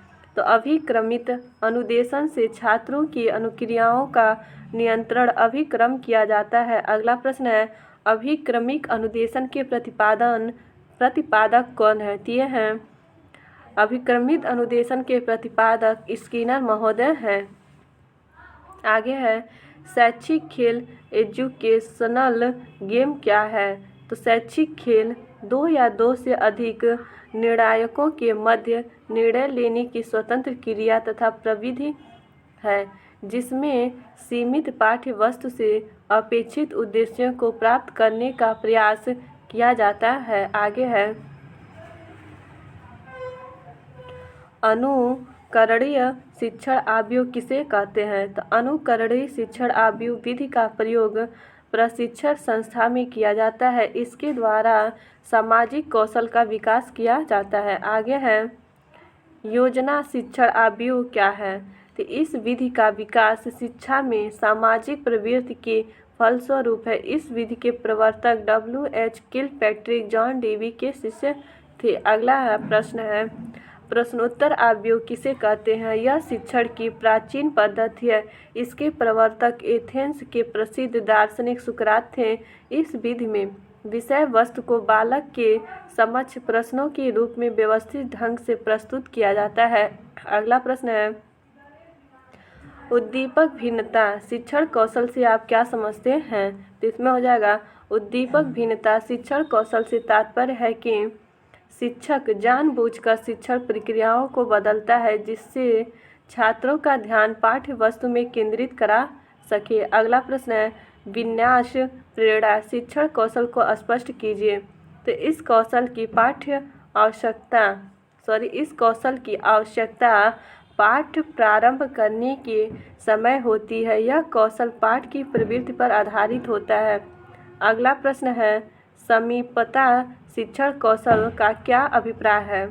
तो समीपता शिक्षण कौशल से तात्पर्य उन क्रियाओं से है जिनमें शिक्षक पाठ्य वस्तु का संक्षेपीकरण करके नवीन पाठ्य वस्तु से संबंध स्थापित करता है।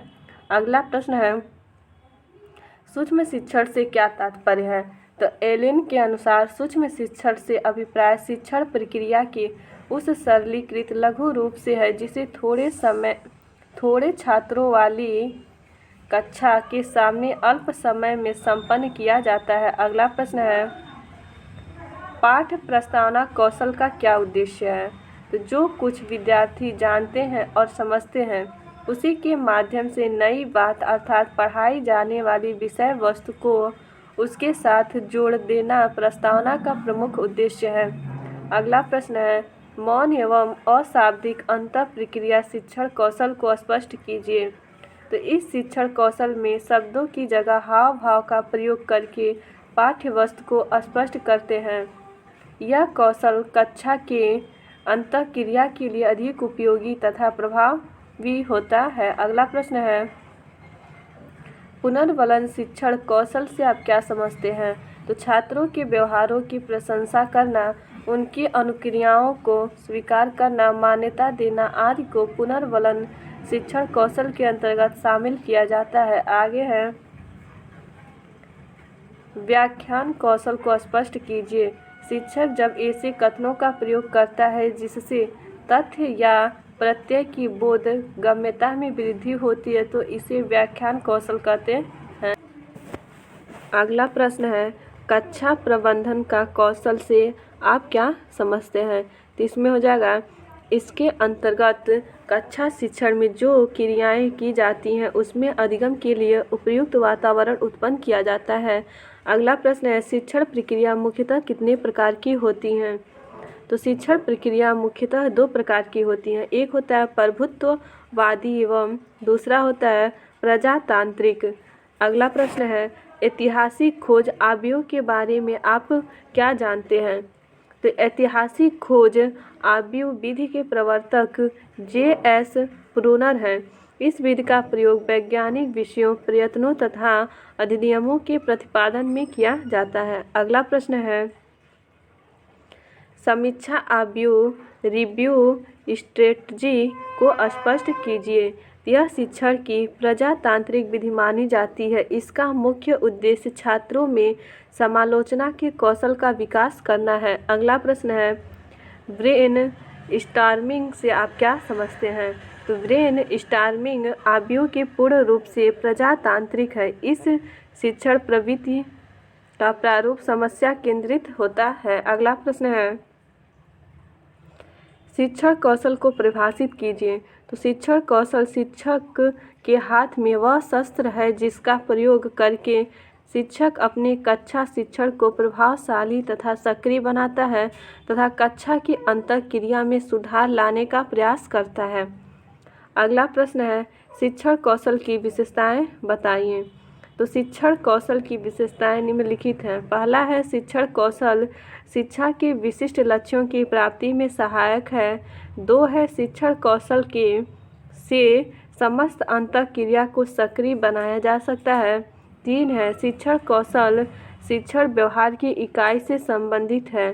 अगला प्रश्न है, व्याख्यान कौशल से आप क्या समझते हैं।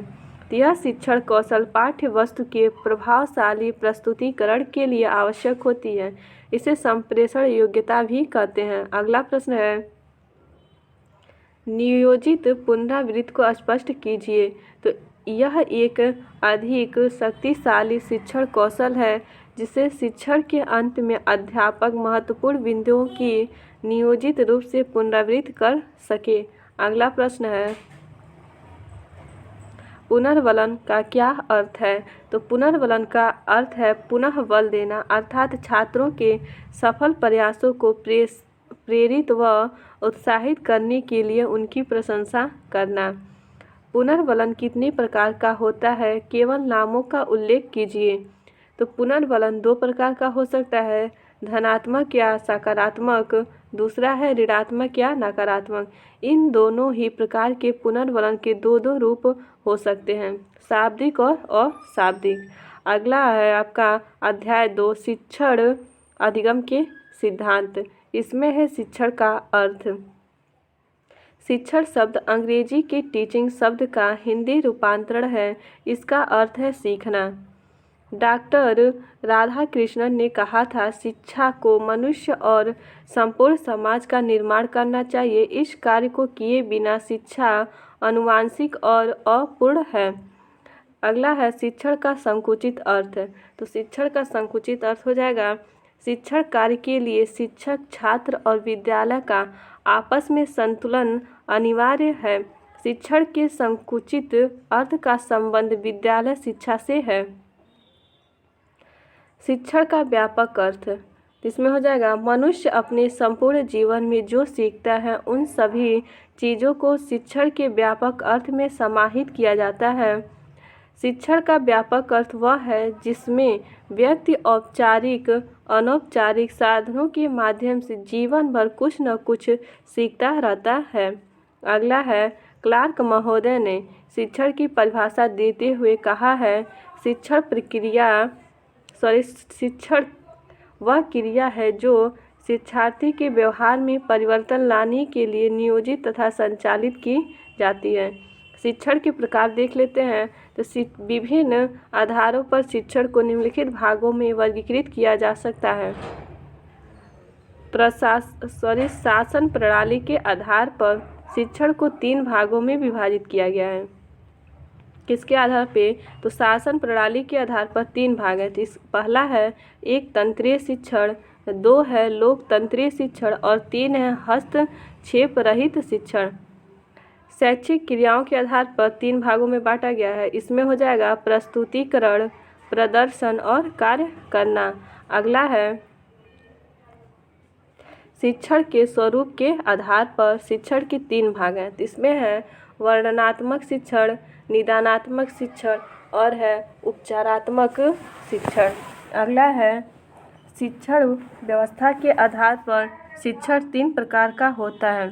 इसमें हो जाएगा औपचारिक शिक्षण, अनौपचारिक शिक्षण और निहचारिक शिक्षण। अगला है इसमें शिक्षण के उद्देश्यों के आधार पर शिक्षण निम्नलिखित 3 भागों में विभक्त किया है। इसमें है ज्ञानात्मक शिक्षण, भावात्मक शिक्षण और मनोगत्यात्मक शिक्षण। शिक्षण की विशेषताएं देख लेते हैं। निम्नलिखित विशेषताओं के द्वारा शिक्षण कार्य को उत्तम बनाया जा सकता है। शिक्षण सुझावात्मक होता है, शिक्षण प्रेरणादायक होता है। शिक्षण सुनियोजित होता है। शिक्षण दया एवं सहानुभूतिपूर्ण होता है। शिक्षण लोकतांत्रिक प्रक्रिया को बढ़ावा देता है। शिक्षण की समस्याएं देख लेते हैं। तो शिक्षण कार्य के दौरान एक शिक्षक के समक्ष निम्नलिखित समस्याएं आती हैं। इसमें है वैयक्तिक व सामूहिक शिक्षण विधि की समस्या, शिक्षण और जीवन के संबंध की समस्या, सहसंबंध की समस्या, शिक्षण के माध्यम की समस्या, शैक्षणिक एवं औद्योगिक निर्देशन एवं परामर्श की समस्या, कक्षा कक्ष में अनुशासन की समस्या, वैयक्तिक भिन्नता की समस्या। अगला है शिक्षण के लक्ष्य। तो शिक्षण के लक्ष्य में देख लेते हैं। शिक्षा किसी भी व्यक्ति, समाज, राष्ट्र के निर्माण का आधार स्तंभ होती है। किसी भी देश की जैसी राजनीतिक, आर्थिक, सामाजिक समस्याएं होती है, उसी के अनुसार वहाँ की शिक्षा का लक्ष्य भी निर्धारित किया जाता है। अतः स्पष्ट है कि शिक्षा की व्यवस्था शिक्षा के लक्ष्यों के अनुसार होती है। शिक्षा के उद्देश्य, शिक्षा के लक्षण, व्यक्ति या समाज या राष्ट्र की आवश्यकता। आगे है शिक्षण के उद्देश्य। तो शिक्षण कार्य के निम्नलिखित उद्देश्य हैं। इसमें है बालकों को एक अच्छा नागरिक बनाना, बालकों में क्रियाशील और संवेदनशीलता को बढ़ाना, बालकों में क्रियात्मक पहलू का विकास करना, छात्रों के शिक्षण कार्य में रुचि पैदा करना, छात्रों में आत्मविश्वास को बढ़ाना। अगला है ब्लूम के शिक्षण उद्देश्य की 3 भागों में विभाजित किया है। तो ब्लूम के शिक्षण के उद्देश्य में 3 भाग हैं। इसमें देख लेते हैं ज्ञानात्मक उद्देश्य, भावात्मक उद्देश्य और क्रियात्मक उद्देश्य। शैक्षिक उद्देश्य में क्या हो जाएगा? शैक्षिक उद्देश्य छात्रों में होने वाले परिवर्तन जो शैक्षिक क्रियाओं द्वारा नियंत्रित होते हैं शैक्षिक उद्देश्य कहलाते हैं। ये उद्देश्य दार्शनिक प्रकृति के होते हैं। अगला है शिक्षण एवं प्रशिक्षण में अंतर। इसमें है शिक्षण एक व्यापक संप्रत्यय है, जबकि प्रशिक्षण एक मात्र विधि है। अगला है शिक्षण का क्षेत्र व्यापक है और प्रशिक्षण का क्षेत्र क्रियात्मक पहलू से संबंधित है। अगला है अनुदेशन। अनुदेशन में क्या हो जाएगा? अनुदेशन वह प्रक्रिया है जो शिक्षार्थी को उसके उद्देश्यों के प्रति जागरूक करती है। अनुदेशन की निम्नलिखित विशेषताएं हैं। अनुदेशन छात्रों की बुद्धि परखता है। अनुदेशन एक विधि मात्र है। अनुदेशन का संबंध ज्ञानात्मक उद्देश्य से है। अनुदेशन के द्वारा तथ्यों के ज्ञान पर विशेष बल दिया जाता है। आगे है शिक्षण का शिक्षा में योगदान। तो शिक्षा का शिक्षा में योगदान निम्नवत है। इसमें है शिक्षण नवीन अधिगम पर बल देती है। शिक्षण से शिक्षा के अनेक प्रारूप विकसित हुए हैं। शिक्षण के द्वारा शैक्षिक लक्ष्यों को स्पष्ट रूप से निर्धारित किया जाने लगा है। शिक्षण की दशाओं में सुधार करके अनेक शैक्षिक आविष्कार किए जा सकते हैं। अगला है इसमें टॉपिक ये है संप्रेषण। संप्रेषण देख लेते हैं। संप्रेषण शब्द को अंग्रेजी में कम्युनिकेशन कहते हैं। कम्युनिकेशन शब्द की उत्पत्ति लैटिन भाषा के कम्युनिस से हुआ है। कम्युनिस से हुआ है, जिसका अर्थ होता है सामान्य या कॉमन।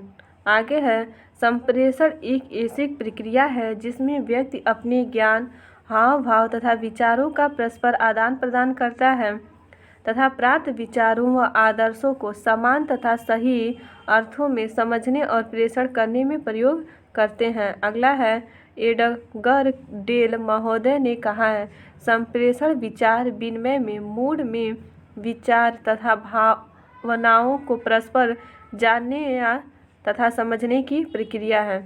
आगे है संप्रेषण के प्रक्रिया के तत्व। इसमें है संप्रेषण प्रक्रिया के निम्नलिखित तत्वों का ज्ञान होना आवश्यक होता है। तो संप्रेषण का संबंध संदेश का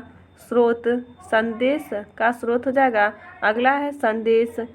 फिर है संप्रेषण का माध्यम, संकेत, एनकोडिंग, डिकोडिंग, पृष्ठपोषण और संदेश ग्रहण करता। अगला है संप्रेषण के प्रकार। तो शिक्षण के संप्रेषणों को निम्न भागों में बांटा गया है। पहला है शाब्दिक संप्रेषण। शाब्दिक संप्रेषण में भाषा का प्रयोग किया जाता है। यह 2 प्रकार का होता है, मौखिक संप्रेषण और लिखित संप्रेषण। तो मौखिक संप्रेषण हो जाएगा, इस संप्रेषण में वाणी द्वारा तथ्यों एवं सूचनाओं का आदान प्रदान किया जाता है। लिखित संप्रेषण हो जाएगा, इस संप्रेषण में सूचनाओं का आदान प्रदान लिखित रूप से किया जाता है। दूसरा है शाब्दिक संप्रेषण, अशाब्दिक संप्रेषण है दूसरा। इसमें है अशाब्दिक संप्रेषण में भाषा का प्रयोग नहीं किया जाता है। इनमें वाणी, संकेत, चक्षु संपर्क, मुख मुद्राओं आदि का प्रयोग किया जाता है। अगला है टॉपिक संप्रेषण प्रक्रिया। तो संप्रेषण प्रक्रिया में संप्रेषण एक ऐसी प्रक्रिया है जिसके द्वारा मानवीय संबंध स्थापित किए जाते हैं और विकसित किए जाते हैं। यह एक सामाजिक प्रक्रिया है। संप्रेषण प्रक्रिया में संदेश भेजने वाला व्यक्ति संदेश बनाता है, उसे लिखता है, फिर किसी माध्यम के द्वारा संदेश को प्रेषित करता है। प्रेषित संदेश जहां पहुंचता है वहां उसे पढ़कर डिकोड करते हैं और संदेश जिसके लिए होता है उसे पहुंचाते और आवश्यकता पड़ने पर यह व्यक्ति संदेश प्राप्ति सूचना फीडबैक देता है। अगला है इसमें इसी में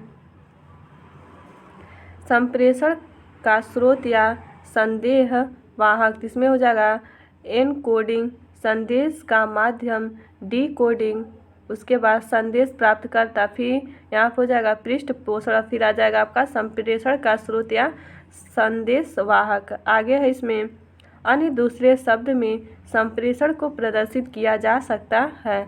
इसमें हो जाएगा, इसे देख लीजिए, संदेश वाहक शिक्षण। तो निर्माणकर्ता लिखता है, प्रसारित करता है और संदेश हो जाएगा।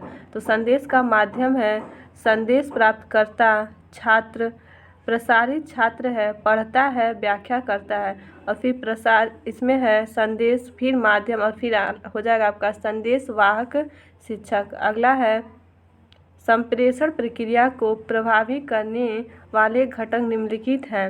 इसमें है छात्र, शिक्षक का व्यक्तित्व, शिक्षण के उद्देश्य की जानकारी, विषय वस्तु का चयन, पाठ्य योजना का निर्माण, उचित शिक्षण विधि एवं सहायक सामग्री का प्रयोग, व्यक्तिक भिन्नताओं का ध्यान, कक्षा का वातावरण, बालक का मानसिक एवं शारीरिक स्वास्थ्य, विषयों के सहसंबंध पर आधारित शिक्षण संप्रेषण, सिखाने हेतु प्रेरणा। आगे है कक्षा संप्रेषण में प्रभावशीलता लाने के लिए संप्रेषणकर्ता शिक्षण के निम्नलिखित गुण और विशेषताएं सहायक हैं। तो पहला है कक्षा नियंत्रण व प्रबंध में कार्यकुशलता। 2 है अच्छा शारीरिक, मानसिक तथा संवेगात्मक स्वास्थ्य। 3 है संतुलित व्यक्तित्व। 4 है आत्मविश्वास, उत्साह, परिश्रमी, निष्पक्षता, विनोद प्रियता आदि गुणों से युक्त होता है। 6 है विद्यार्थियों के साथ शिक्षक जैसा व्यवहार करना। अगला है शिक्षण के सिद्धांत। इसमें हो जाएगा शिक्षण एक कला है और विज्ञान भी कला के रूप में अध्यापक ऐसी स्थितियां कक्षा में उत्पन्न करता है जिससे वह शीघ्रता से शिक्षा के उद्देश्य प्राप्त करने में योगदान देता है, जबकि विज्ञान के रूप में यह तार्किक रूप से वैज्ञानिक द्वारा शैक्षिक प्रत्ययों को स्पष्ट करता है। इसमें है शिक्षण एवं अधिगम में आपस में निकट संबंध है। शिक्षण वातावरण अच्छा हो तो अधिगम शीघ्रता से सरल ढंग से होता है।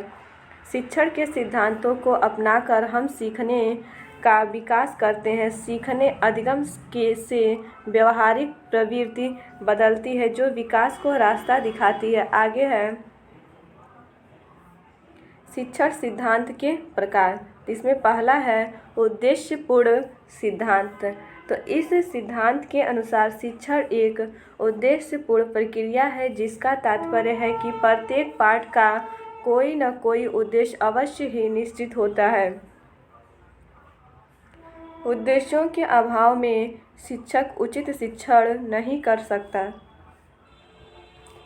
यदि पाठ के उद्देश्यों का निर्धारण पूर्व में ही कर लिया जाता है तो शिक्षण बहुत ही स्पष्ट, व्यवहारिक, सरल, सुगम एवं रुचिकर हो जाता है। साथ ही साथ शिक्षक शिक्षार्थी की क्रियाओं, विषय वस्तु, विधि, प्रविधि, सहायक सामग्री, मूल्यांकन की प्रविधि आदि का भी निर्धारण किया जाता है। अतः उद्देश्य विहीन शिक्षण निरर्थक है। 2 है पूर्वानुभव संबंधित सिद्धांत। इसमें है हार्वर्ड ने शिक्षण की पाठ योजना में पूर्व ज्ञान के रूप में इस सिद्धांत को अपनाया है। इसके द्वारा पाठ योजना में पढ़ाते समय जाना जाता है कि बालक को पूर्व ज्ञान कितना है। वर्तमान में दिए जाने वाले ज्ञान से पूर्व ज्ञान के साथ जोड़ने से ज्ञान की श्रृंखला बन जाती है। 3 है विभक्तीकरण का सिद्धांत। प्रभावशाली शिक्षण के लिए विषय वस्तु को छोटी छोटी विषय यूनिटों में विभक्त करना चाहिए ताकि उन्हें हर बिंदु स्पष्ट हो सके। 4 है अभ्यास का सिद्धांत। शिक्षक को कक्षा के अंदर आवश्यकता अनुसार अच्छे अधिगम हेतु पाठ की पुनरावृत्ति भी करनी चाहिए। पुनरावृत्ति से अभ्यास होता है और अभ्यास से उत्तम अधिगम होता है। 5 है नियोजन का सिद्धांत। इसमें है शिक्षण में सफलता प्राप्त करने के लिए नियोजन आवश्यक है। इसके लिए निम्न चरणों का ध्यान रखा जाता है।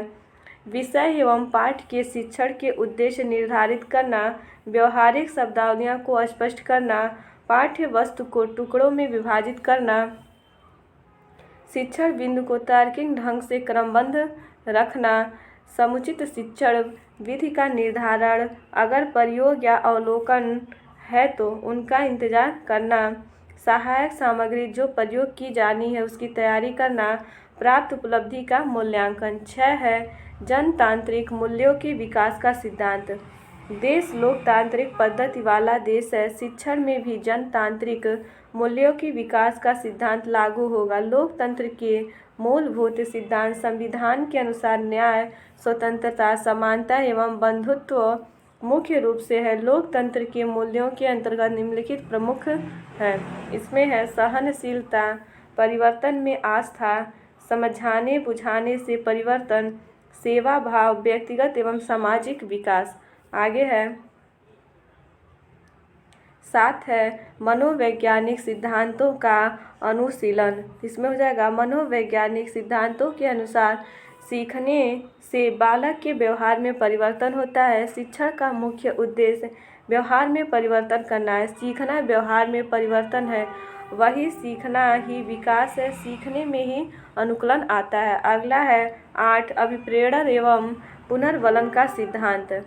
इस सिद्धांत के अनुसार सीखने को नियंत्रण रखने के लिए अभिप्रेरणा एवं पुनर्बलन आवश्यक है। इससे सीखने में सफलता प्राप्त होती है।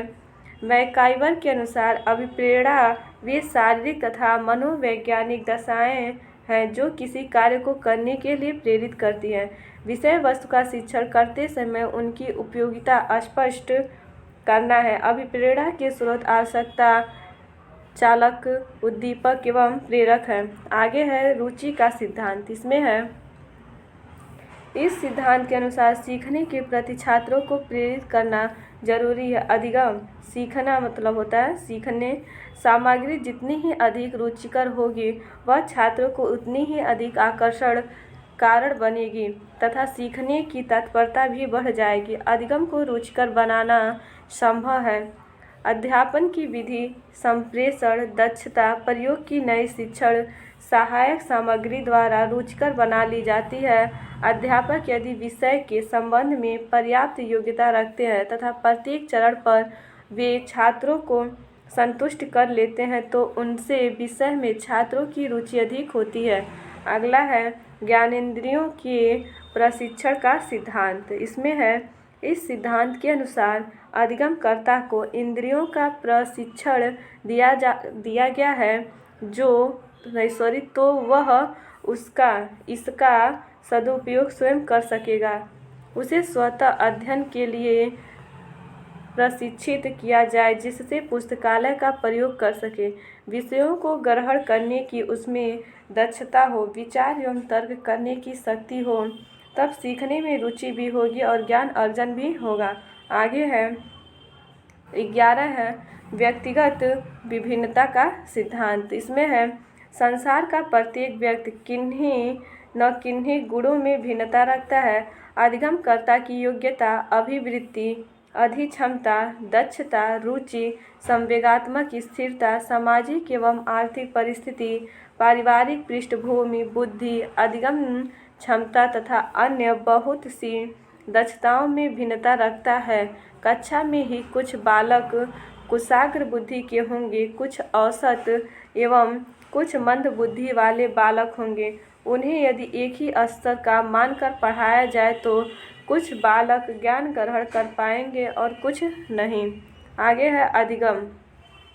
अधिगम के बारे में देख लेते हैं। कोई भी ऐसी प्रक्रिया जो व्यक्ति के विकास में सहायक होती है, उसके वर्तमान व्यवहार एवं अनुभवों के बीच भिन्नता स्थापित करती है, अधिगम कहलाती है। आगे है अधिगम के द्वारा बालक के व्यवहार में परिवर्तन किया जा सकता है।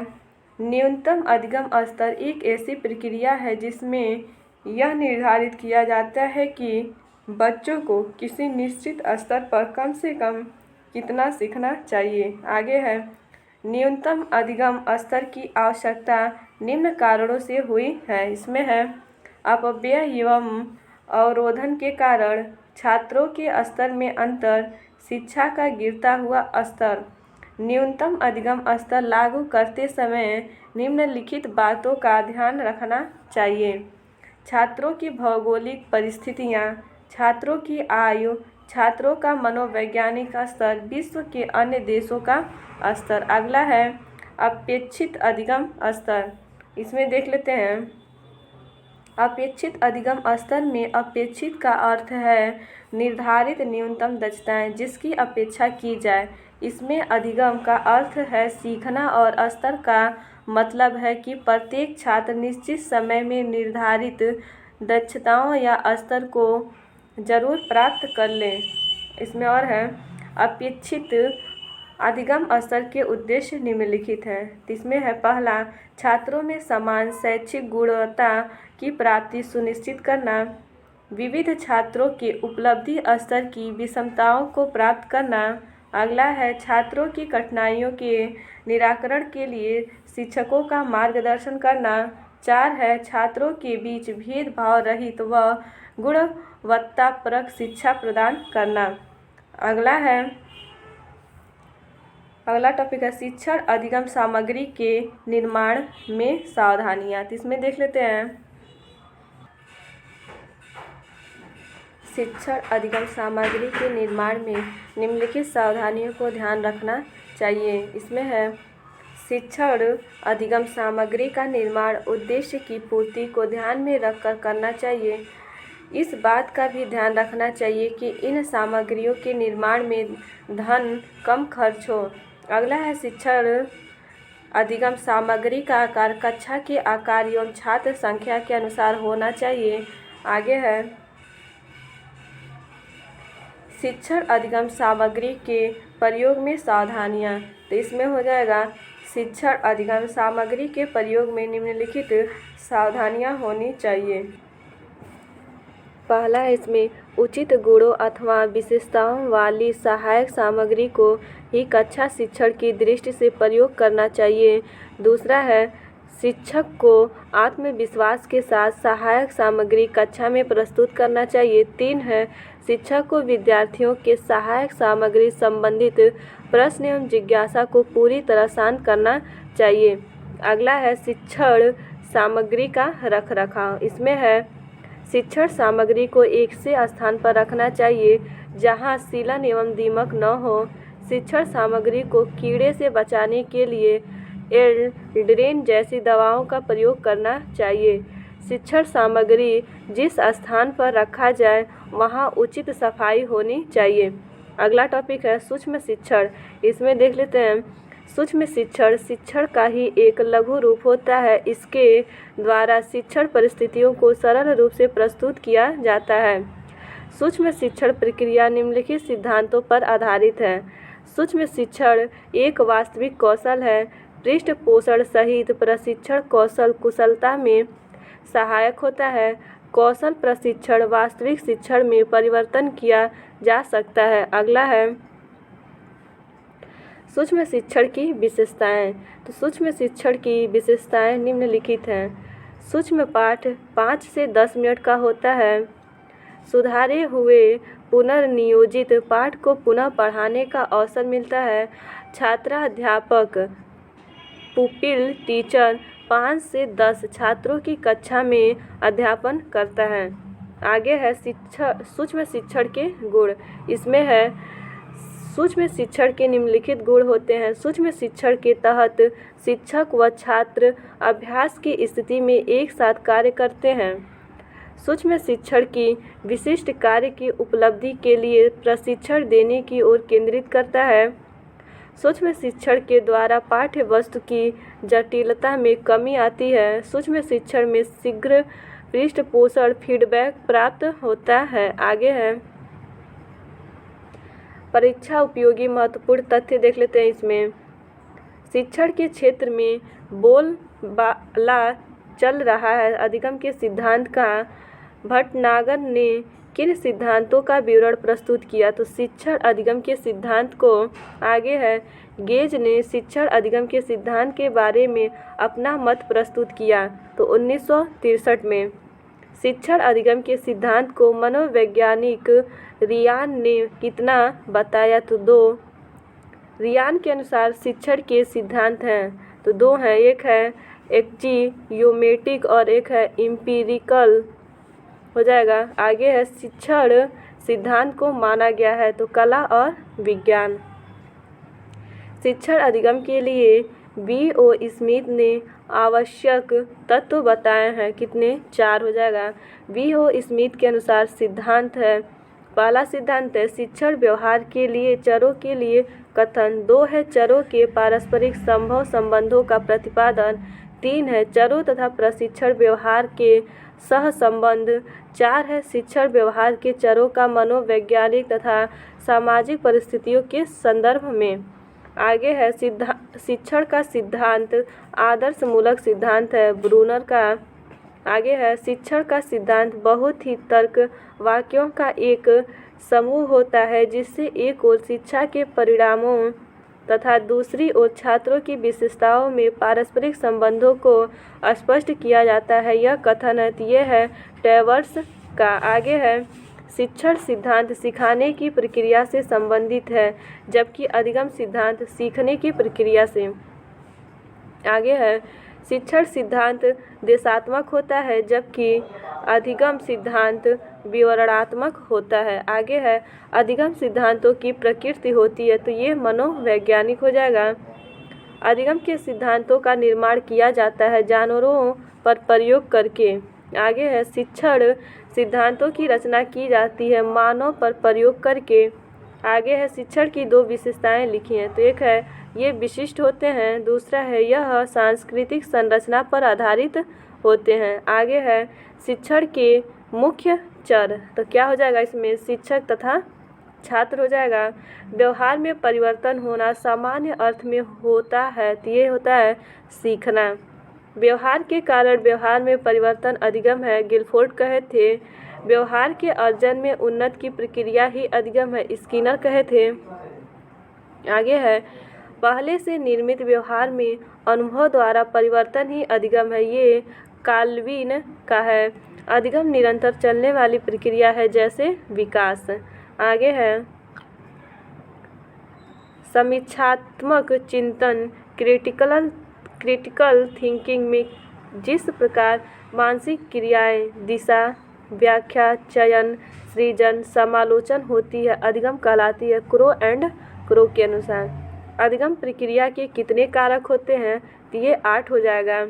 पिछड़े वर्ग के बच्चों की शिक्षण समस्या का समाधान किया तो ये इटार्ड और सैग्यून ने किया। आगे है किस मनोवैज्ञानिक ने दावा किया कि वह अपनी इच्छा अनुसार बालक को डॉक्टर, इंजीनियर बना सकता है? तो ये कहे थे वाटसन ने। आगे है, शिक्षण कार्यों के आधार पर भी शिक्षण प्रत्यय का विश्लेषण किया जा सकता है। तो सोरेनसन तथा हस्क के अनुसार है। सीखना विकास की प्रक्रिया है, यह कथन है वुडवर्थ का। अधिगम का आधार है परिपक्वता, सीखने के नियमों के प्रतिपादक हैं। तो ये है थॉर्नाडाइक। आगे है, नवीन ज्ञान और नवीन प्रक्रियाओं को प्राप्त करने की प्रक्रिया अधिगम की प्रक्रिया है, यह कथन है वुडवर्थ का। अधिगम की क्रिया जीवन प्रयत्न किस रूप में चलती रहती है? तो यह है चेतन या अचेतन। आगे है, अधिगम किसी परिस्थिति से भिन्न ढंग से कार्य करने की क्षमता है जो कि परिस्थिति के अनुसार पूर्व अनुभवों के कारण आती है, यह कथन है। तो ये गुथरी महोदय का है। आगे है, अधिगम की प्रक्रिया में कितने चरण होते हैं? तो अधिगम की प्रक्रिया में 4 चरण होते हैं। अगला है, हल का सबलीकरण सिद्धांत है, तो ये हो जाएगा अधिगम का सिद्धांत। अगला है, स्किनर का सक्रिय अनुकूलन सिद्धांत है, अधिगम का सिद्धांत। आगे है, सूच का सिद्धांत है, तो ये है कोहलर का। अनुकूलित अनुक्रिया सिद्धांत के प्रवर्तक हैं पावलोव। आगे है, क्लासिकी अनुबंधन सिद्धांत में कौन से तत्व पर सर्वाधिक बल दिया गया है? तो ये हो जाएगा पुनरावृत्ति हो जाएगा। आगे है, थॉर्नडाइक का संबंध था, तो ये अमेरिका से। मनोवैज्ञानिक पावलो का प्रयोग आधारित था कुत्ते पर। पावलो ने 3 सिद्धांत हैं। तो पहला है संबंध प्रत्यावर्तन, 2 है संबंध प्रतिक्रिया, 3 है अनुकूलित अनुक्रिया। अगला है, अनुकूलित अनुक्रिया में प्राकृतिक उद्दीपन है, तो ये हो जाएगा भोजन। आगे है, थॉर्नडाइक ने किस जानवर पर प्रयोग किया था? तो बिल्ली हो जाएगा। सामान्य तौर पर शिक्षण के सिद्धांत हैं, तो ये 6 हो जाएंगे। आगे है, क्रिया द्वारा सीखने का सिद्धांत माना जाता है शिक्षण का सिद्धांत। आगे है, शिक्षण के सामान्य सिद्धांत हैं, तो क्रिया द्वारा सीखने का सिद्धांत, जीवन में संबद्धता का सिद्धांत, हेतु प्रयोजन का सिद्धांत, चुनाव का सिद्धांत, विभाजन का सिद्धांत, पुनरावृत्ति का सिद्धांत। आगे है, बालक किसी पाठ्य वस्तु अथवा ज्ञान को अपने मस्तिष्क में ठोस प्रकार से तभी जमा कर सकता है जब बालक को कराया जाए, तो बार बार पुनरावृत्ति। आगे है, संपूर्ण पाठ्य वस्तु को बालक के सामने प्रस्तुत करना चाहिए, तो उचित खंडों में। आगे है, बालक के सामने पाठ्य सामग्री से अनंत ज्ञान को रखना चाहिए, तो हो जाएगा चुन चुन कर। आगे है, बालकों को अपने जीवन से संबंधित वस्तुओं का ज्ञान प्राप्त करना होता है, तो स्वाभाविक रुचि। आगे है, सीखने के नियमों का प्रतिपादन किया था थॉर्नडाइक ने। थॉर्नडाइक के सिद्धांत का संबंध पाए जाते हैं, तो SR संबंध। S प्रकार का अनुबंध होता है क्रियाशील अनुबंधन। प्रभाव का नियम प्रतिपादित किया है थॉर्नडाइक ने। संबंधवाद का सिद्धांत के प्रतिपादक है थॉर्नडाइक। प्रभाव का नियम, अभ्यास का नियम, तत्परता का नियम किसने दिया? हो जाएंगे थॉर्नडाइक ने। आगे है, थॉर्नडाइक का अभ्यास का नियम आधारित है, तो सीखने की प्रक्रिया में बार बार दोहराने से संबंध दृढ़ होता है। आगे है, प्राणी पर प्रभाव डालता है, तो S उद्दीपक। प्राणी जिसके फलस्वरूप कार्य करता है, R अनुक्रिया। प्रयास एवं त्रुटि मूलभूत सिद्धांत है थॉर्नडाइक का। स्किनर ने अधिगम के सिद्धांत पर पहला प्रयोग किया चूहे पर। आगे है, स्किनर का द्वितीय सिद्धांत कबूतर पर हुआ था। उत्तेजना का संबंध है, तो क्रिया प्रसूत से। क्रिया प्रसूत अनुबंधन सिद्धांत दिया था, तो ये स्किनर दिए थे। आगे है, क्रियात्मक अनुबंधन सिद्धांत के प्रतिपादक थे, तो BF स्किनर। आगे है, पुनर्वलन के सिद्धांत का प्रतिपादन किया, तो BF स्किनर हो जाएगा। क्रिया प्रसूत अनुबंधन को अन्य किस नाम से जानते हैं? तो नैमित्तिक अनुबंधन के नाम से जानते हैं। आगे है, कोहलर कहाँ का निवासी था? तो ये जर्मनी हो जाएगा। कोहलर ने किस जानवर पर प्रयोग किया था? तो किस पे किए थे ये? बनमानुष पर। आगे है, कोहलर ने चिंपैंजी को कहाँ बंद किया था? तो ये पिंजरे में। आगे है, कोहलर ने बनमानुष का नाम रखा था सुल्तान। सूझ सिद्धांत या अंतर्दृष्टि का सिद्धांत दिया कोहलर ने। कोहलर का विचार आधारित था गेस्टाल्टवादी विचार पर। आगे है, सूझ का आधार क्या था? तो कल्पना। सबलीकरण का सिद्धांत था हल का। चिन्ह अधिगम सिद्धांत के प्रतिपादक है टॉलमैन। आगे है, संज्ञानात्मक क्षेत्र सिद्धांत के प्रतिपादक है कुर्ट लेविन। थर्नडाई के नियम पर किस मनोवैज्ञानिक के अधिकतर सिद्धांत आधारित थे? तो ये हल के। अनुबंधन की प्रक्रिया में प्रथम सोपान कौन सा है? उत्तेजना। आगे है, सीखने के प्राथमिक मूलभूत नियम संबंधित है तत्परता से। थर्नडाई के व्यक्तित्व के वर्गीकरण का आधार है चिंतन और कल्पना। आगे है, समानता का नियम, वैषम्य का नियम, समीपता का नियम, ये सब क्या है? तो ये साहचर का नियम है। आगे है, शिक्षकों को अध्यापन कार्य करते समय बालकों का बढ़ाना चाहिए तो क्या उत्साह हो जाएगा? आगे है, शिक्षक पाठ्यक्रम में को व्यवस्थित करके छात्रों के सामने प्रस्तुत करने से छात्रों में अधिगम के प्रति बढ़ती है तो अभी रुचि। आगे है, थॉर्नडाई का सिद्धांत कौन सी श्रेणी में आता है? तो ये हो जाएगा व्यवहारात्मक सिद्धांत। आगे है इसके, स्पीयरमैन के अनुसार तर्क करने की क्षमता और समाधान करने की क्षमता कहलाती है। तो ये हो जाएगा जी कारक। आगे है, किस व्यवहारवादी की मान्यता है कि अन्य व्यवहारों की भांति भाषा की क्रिया प्रसूत अनुबंधन द्वारा सीखी जाती है? तो ये हो जाएगा स्किनर। आगे है, अभी क्रमायोजित अधिगम का प्रत्यय किसने दिया था? तो स्किनर ने। नैतिक विकास का सिद्धांत किससे संबंधित है? कोहल वर्ग से।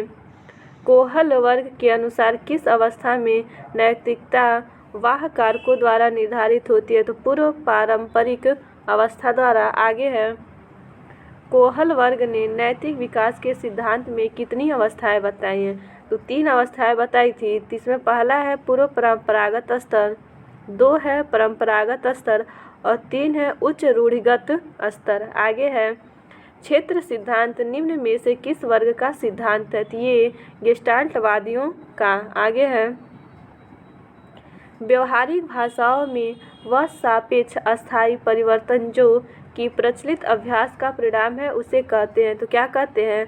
अधिगम हो जाएगा।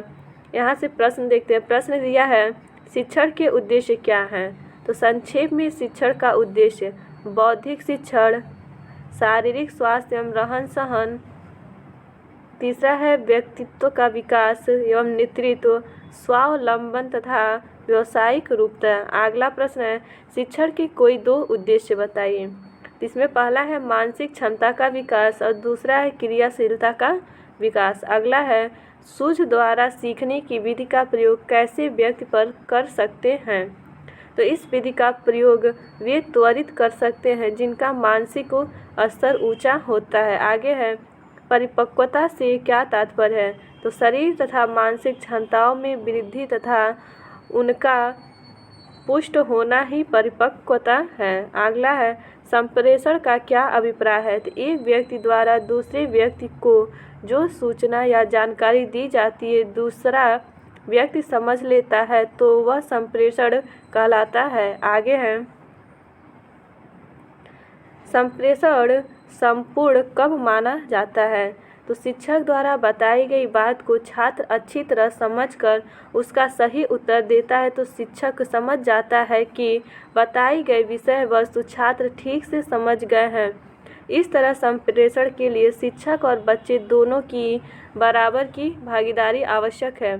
अगला प्रश्न है, संप्रेषण के प्रमुख घटकों का नामोल्लेख कीजिए। तो संप्रेषण के 3 घटक है, प्रेषक, संदेश और ग्राही। आगे है, प्रभावी संप्रेषण में कौन कौन सी बाधाएं आती हैं? तो प्रभावी संप्रेषण में निम्न बाधाएं हैं। पहला है शिक्षक की भाषा एवं उच्चारण, 2 है श्यामपट्ट लेख एवं वर्तनी संबंधी दोष, 3 है बच्चों की रुचि एवं जिज्ञासा। 4 है अध्यापक की मुख मुद्रा एवं हाव भाव। 4 है बच्चों से दूरी। अगला प्रश्न है वैयक्तिक संप्रेषण के 2 लाभ बताइए। तो ज्ञान प्राप्ति और सही भाषा तथा सही उच्चारण। अगला प्रश्न है निम्न में से किसमें अन्वेषण के ऊर्ध्व उपागम का उपयोग किया जाता है। इसमें हो जाएगा शिक्षण का सामान्य अर्थ है ज्ञान प्राप्त करना।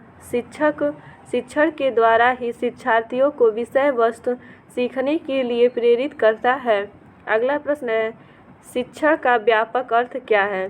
तो व्यापक अर्थ में शिक्षण यह प्रक्रिया है जिसमें किन्हीं भी साधनों द्वारा किसी भी समय किसी भी व्यक्ति द्वारा किसी ज्ञान को किसी भी माध्यम से दिया जाए। शिक्षण जीवन भर चलता है तथा व्यक्ति जीवन भर सीखता है।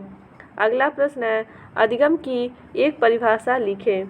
तो प्रेसी के अनुसार है अधिगम एक अनुभव है जिसके द्वारा कार्य में परिवर्तन का समायोजन होता है तथा व्यवहार की नई विधि प्राप्त होती है।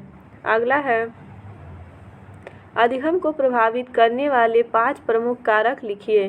तो अधिगम को प्रभावित करने वाले 5 कारक निम्न हैं अभिप्रेरणा, पुरस्कार तथा दंड, स्पर्धा और सम्मान, इच्छा शक्ति और 5 है ध्यान और रुचि। अगला प्रश्न है सीखने की प्रक्रिया में सबसे महत्वपूर्ण कारक कौन सा है। तो सीखने की प्रक्रिया में सबसे महत्वपूर्ण कारक ध्यान तथा रुचि है। बालक किन कार्यों को शीघ्रता से सीखते हैं। तो जिन कार्यों को बालक स्वयं करते हैं उन्हें शीघ्रता से सीख जाते हैं। अगला प्रश्न है सीखने की प्रक्रिया के 3 मुख्य नियम कौन कौन से हैं। तो सीखने की प्रक्रिया के 3 प्रमुख नियम है तत्परता का नियम, अभ्यास का नियम और प्रभाव का नियम। आगे है अनुकूलित अनुक्रिया का क्या अर्थ है। तो अनुकूलित अनुक्रिया का अर्थ अस्वाभाविक उत्तेजना के प्रति स्वाभाविक क्रिया का उत्पन्न होना। आगे है अनुबंधन किसे कहते हैं। उद्दीपक और अनुक्रिया के बीच बने बंध को अनुबंध कहा जाता है। इसे SR बंध भी कहते हैं। रुचिपूर्ण शिक्षण का प्रमुख उद्देश्य क्या है। तो रुचिपूर्ण शिक्षक के प्रमुख उद्देश्य निम्नलिखित है रटने के बजाय सिखाने पर बल, सीखने को आनंदमयी बनाना, बालक के व्यक्तित्व का विकास, ह्रास एवं अवरोध को रोकना। अगला प्रश्न है अंतर्दृष्टि क्या है। तो किसी भी समस्या को अनुभव करने के पश्चात उसका हल एकाएक प्राप्त होना ही अंतर्दृष्टि या सूझ विधि है। इसी को अंतर्दृष्टि कहते हैं। अगला है चालक किसे कहते हैं। तो चालक एक प्रकार की दैहिक ऊर्जा है जो व्यक्ति को कार्य करने के लिए प्रेरित करती है जैसे भूख, प्यास, नींद, काम इत्यादि। आगे है बहुकक्षा शिक्षण की आवश्यकता क्यों होती है। तो बढ़ती हुई जनसंख्या, शिक्षकों की कमी तथा कक्षों की कमी के कारण बहुकक्षा शिक्षण की आवश्यकता है। अगला है बहुस्तरीय शिक्षण से क्या आशा है। तो विभिन्न उपलब्धि स्तर वाले बच्चों को कुशलतापूर्वक पढ़ाने की योजनाबद्ध प्रक्रिया बहुस्तरीय शिक्षण कहलाती है। अधिगम को प्रभावशाली बनाने के लिए शिक्षक को क्या करना चाहिए। तो बालक को ध्यान केंद्रित करना चाहिए तथा उसके अहम को संतुष्ट करना चाहिए। अगला प्रश्न है अभिप्रेरणा को प्रभावित करने वाले प्रमुख कारक कौन कौन से हैं। तो अभिप्रेरणा को प्रभावित करने वाले प्रमुख कारण निम्नलिखित हैं प्रोत्साहन, जागरूकता एवं आकांक्षा। अगला प्रश्न है अपेक्षित अधिगम स्तर की संकल्पना क्या है। अपेक्षित अधिगम स्तर की रचना 3 शब्दों में हुई है अपेक्षित अधिगम और स्तर। अपेक्षित शब्द का अर्थ होता है ज्ञात करना, अधिगम शब्द का अर्थ होता है सीखना अर्थात सीखने की जीवनोपयोगी दक्षताओं में परिवर्तन करना ही अधिगम कहलाता है। स्तर शब्द का आशय उपलब्धि के स्तरों से लगाया जाता है। अगला प्रश्न है शिक्षण के क्रियाशीलता के सिद्धांत का क्या अर्थ है। तो क्रियापरक शिक्षण का अभिप्राय ऐसे शिक्षण से ही जिसमें क्रिया के माध्यम से ज्ञान प्रदान किया जाता है। इसमें छात्र अपनी स्वयं की क्रिया के द्वारा ज्ञान प्राप्त करता है। आगे है अभिप्रेरणा क्या है? तो अभिप्रेरणा प्राणी की वह आंतरिक दशा है जो प्राणी में क्रियाशीलता उत्पन्न करती है और लक्ष्य प्राप्ति तक चलती रहती है। आगे है, अभिप्रेरणा की कोई एक परिभाषा दीजिए। तो अभिप्रेरणा वे शारीरिक तथा मनोवैज्ञानिक दशाएं हैं जो प्राणी में क्रियाशीलता उत्पन्न करती हैं और लक्ष्य प्राप्ति तक चलती रहती हैं। अगला है, अभिप्रेरणा के प्रमुख आधार बताइए। तो अभिप्रेरणा साध्य नहीं साधन है, वह साध्य तक पहुँचाने का मार्ग प्रशस्त करती है। दूसरा है, अभिप्रेरणा व्यक्ति के व्यवहार को स्पष्ट करती है। अभिप्रेरणा अधिगम का मुख्य नहीं सहायक अंग है। अगला प्रश्न है, शिक्षण में अभिप्रेरणा का कार्य बताइए। तो शिक्षण में अभिप्रेरणा का कार्य हो जाएगा, बी.डी. भाटिया के अनुसार प्रेरणा बालक में रुचि उत्पन्न करती है और वह एक बार किसी विषय में रुचि लेने लगता है तो उसे ध्यानपूर्वक पढ़ता है, याद करता है, वह उसमें ध्यानमग्न होकर कार्य करता है। इस प्रकार सीखने का कार्य सरल हो जाता है, चाहे वह आगे कठिन क्यों न ही हो। अगला प्रश्न है, सूझ अथवा अंतर्दृष्टि द्वारा सीखने के सिद्धांत का प्रतिपादन किसने किया? तो इस सिद्धांत का प्रतिपादन जर्मन के मनोवैज्ञानिक कोहलर ने किया, इसलिए इसे गेस्टाल्ट का सिद्धांत भी कहते हैं। अगला प्रश्न है, कोहलर ने किस जानवर का प्रयोग किया? तो कोहलर ने बंदरों पर प्रयोग किया, यह 1812 से 17 में किया। कोहलर ने कितने वनमानुषों को पिंजरे में बंद किया? तो कोहलर ने 6 भूखे वनमानुषों को एक पिंजरे में बंद किया। अगला प्रश्न है, सर्वप्रथम केला प्राप्त करने वाला वनमानुष का क्या नाम था? तो कोहलर ने इस वनमानुष का नाम सुल्तान था। आगे है, कोहलर के दूसरे प्रयोग में पिंजरे में कितने संदूक रखे? कोहलर के दूसरे पिंजरे में 2 संदूक रख दिए। अगला प्रश्न है, पावलोव ने किस जानवर पर परीक्षण किया था? तो पावलोव ने पालतू कुत्ते पर यह प्रयोग किया। स्किनर का अधिगम सिद्धांत किस नाम से जाना जाता है? स्किनर के अधिगम सिद्धांत को सक्रिय अनुबंधन का सिद्धांत के नाम से जाना जाता है। अगला प्रश्न है, शिक्षण सूत्र कितने प्रकार के होते हैं? तो शिक्षण सूत्र 11 प्रकार के होते हैं। शिक्षण के 2 प्रमुख शिक्षण सूत्रों का उल्लेख कीजिए। तो सरल से जटिल की ओर, ज्ञात से अज्ञात की ओर। अगला है, ज्ञात से अज्ञात की ओर शिक्षण सूत्र किस तथ्य पर आधारित है? तो बालक ने जो कुछ सीख लिया वही उसको ज्ञात है, उसी बात या पूर्व ज्ञान के सहारे वह नया ज्ञान प्राप्त करता है, यह शिक्षण सूत्र इसी तथ्य पर आधारित है। अगला प्रश्न है, पावलोव का अधिगम सिद्धांत किस नाम से जाना जाता है? तो पावलोव का अधिगम सिद्धांत संबंध अनुक्रिया सिद्धांत के नाम से जाना जाता है। स्किनर ने अपने सिद्धांत का प्रयोग किस पर किया? स्किनर ने सिद्धांत का प्रयोग 1930 ईस्वी में सफ़ेद चूहों पर किया। संप्रेषण की उपयुक्त परिभाषा लिखिए। तो संप्रेषण एक ऐसी प्रक्रिया है जिसमें व्यक्ति अपने ज्ञान, हाव भाव, मुख मुद्रा तथा विचारों आदि का परस्पर आदान प्रदान करते हैं तथा इस प्रकार से प्राप्त विचारों अथवा संदेशों को समान तथा सही अर्थों में समझने और प्रेषण करने में उपयोग करते हैं। अगला प्रश्न है, क्रियाशीलता के सिद्धांत में फ्रोबेल के विचार लिखिए। तो फ्रोबेल क्रिया द्वारा शिक्षा प्राप्त करने के पक्ष में थे। उनकी किंडरगार्टन प्रणाली में क्रियाशीलता को विशेष स्थान दिया गया। अगला प्रश्न है, लोकतांत्रिक आचरण के सिद्धांत से क्या आशय है? तो वर्तमान में शिक्षक की भूमिका एक तानाशाह की न होकर एक मित्र, सहयोगी, परामर्शदाता की मानी गई। उससे बच्चों को अपनी क्षमता, योग्यता, रुचि एवं आवश्यकता के अनुरूप विकास के समान अवसर प्रदान करने चाहिए। उसकी शंकाओं के समाधान के लिए प्रश्न पूछने की स्वतंत्रता होनी चाहिए। इस प्रकार बालक शिक्षक को समान शुभचिंतक या हितैषी मानकर कठिन तथ्यों को सीखने का प्रयास करते हैं। अगला प्रश्न है, थॉर्नडाइक ने सीखने के सिद्धांत को किस नाम से जाना जाता है? तो थर्नडाई के सिद्धांत को उद्दीपक अनुक्रिया संबंध सिद्धांत संयोजनवाद के नाम से जाना जाता है। मैस्लो के अनुसार अभिप्रेरकों के प्रकार बताइए। तो मैस्लो के अनुसार अभिप्रेरकों के निम्नलिखित 2 प्रकार हैं।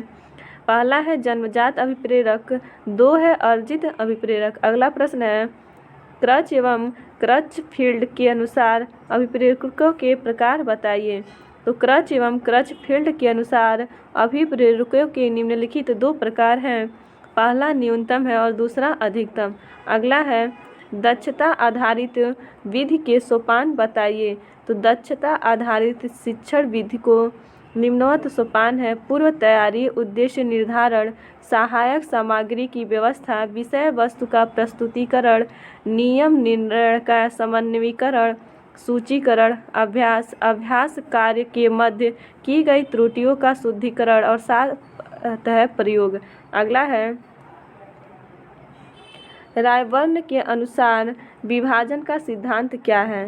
तो एक विभाजन अथवा पद दूसरे विभाजन तक पहुंचा देता है, जिसके फलस्वरूप कथा के लिए समझना सहज बन जाता है। अगला प्रश्न है अनुकरण की परिभाषा स्पष्ट करें। तो मैकडूगल के अनुसार अनुकरण एक व्यक्ति द्वारा दूसरे व्यक्ति की शारीरिक क्रियाओं की और शारीरिक व्यवहार की नकल करने को कहते हैं। अगला प्रश्न है सहज अनुकरण किसे कहते हैं। तो किसी अन्य व्यक्ति द्वारा किए जाने वाले किसी कार्य का किसी अन्य व्यक्ति द्वारा अपने आप ही किया जाना सहज अनुकरण कहलाता है। अगला प्रश्न है निरर्थक अनुकरण किसे कहते हैं। तो कुछ क्रियाएं अपने आप में निरर्थक होती हैं, इस प्रकार की निरर्थक क्रियाओं का किया जाने वाला अनुकरण निरर्थक अनुकरण कहलाता है। अगला प्रश्न है बाल केंद्रित शिक्षा क्या है। तो प्राचीन काल की शिक्षा शिक्षक केंद्रित शिक्षा थी। इसमें बालक की अपेक्षा पाठ्यक्रम को अधिक महत्व दिया जाता था, परंतु शिक्षा में मनोविज्ञान के प्रवेश से बालक को महत्व दिया जाने लगा। अब बालकों की रुचियों तथा दक्षताओं को महत्व दिया जाने लगा है। अगला प्रश्न है रुचिपूर्ण शिक्षा क्या है।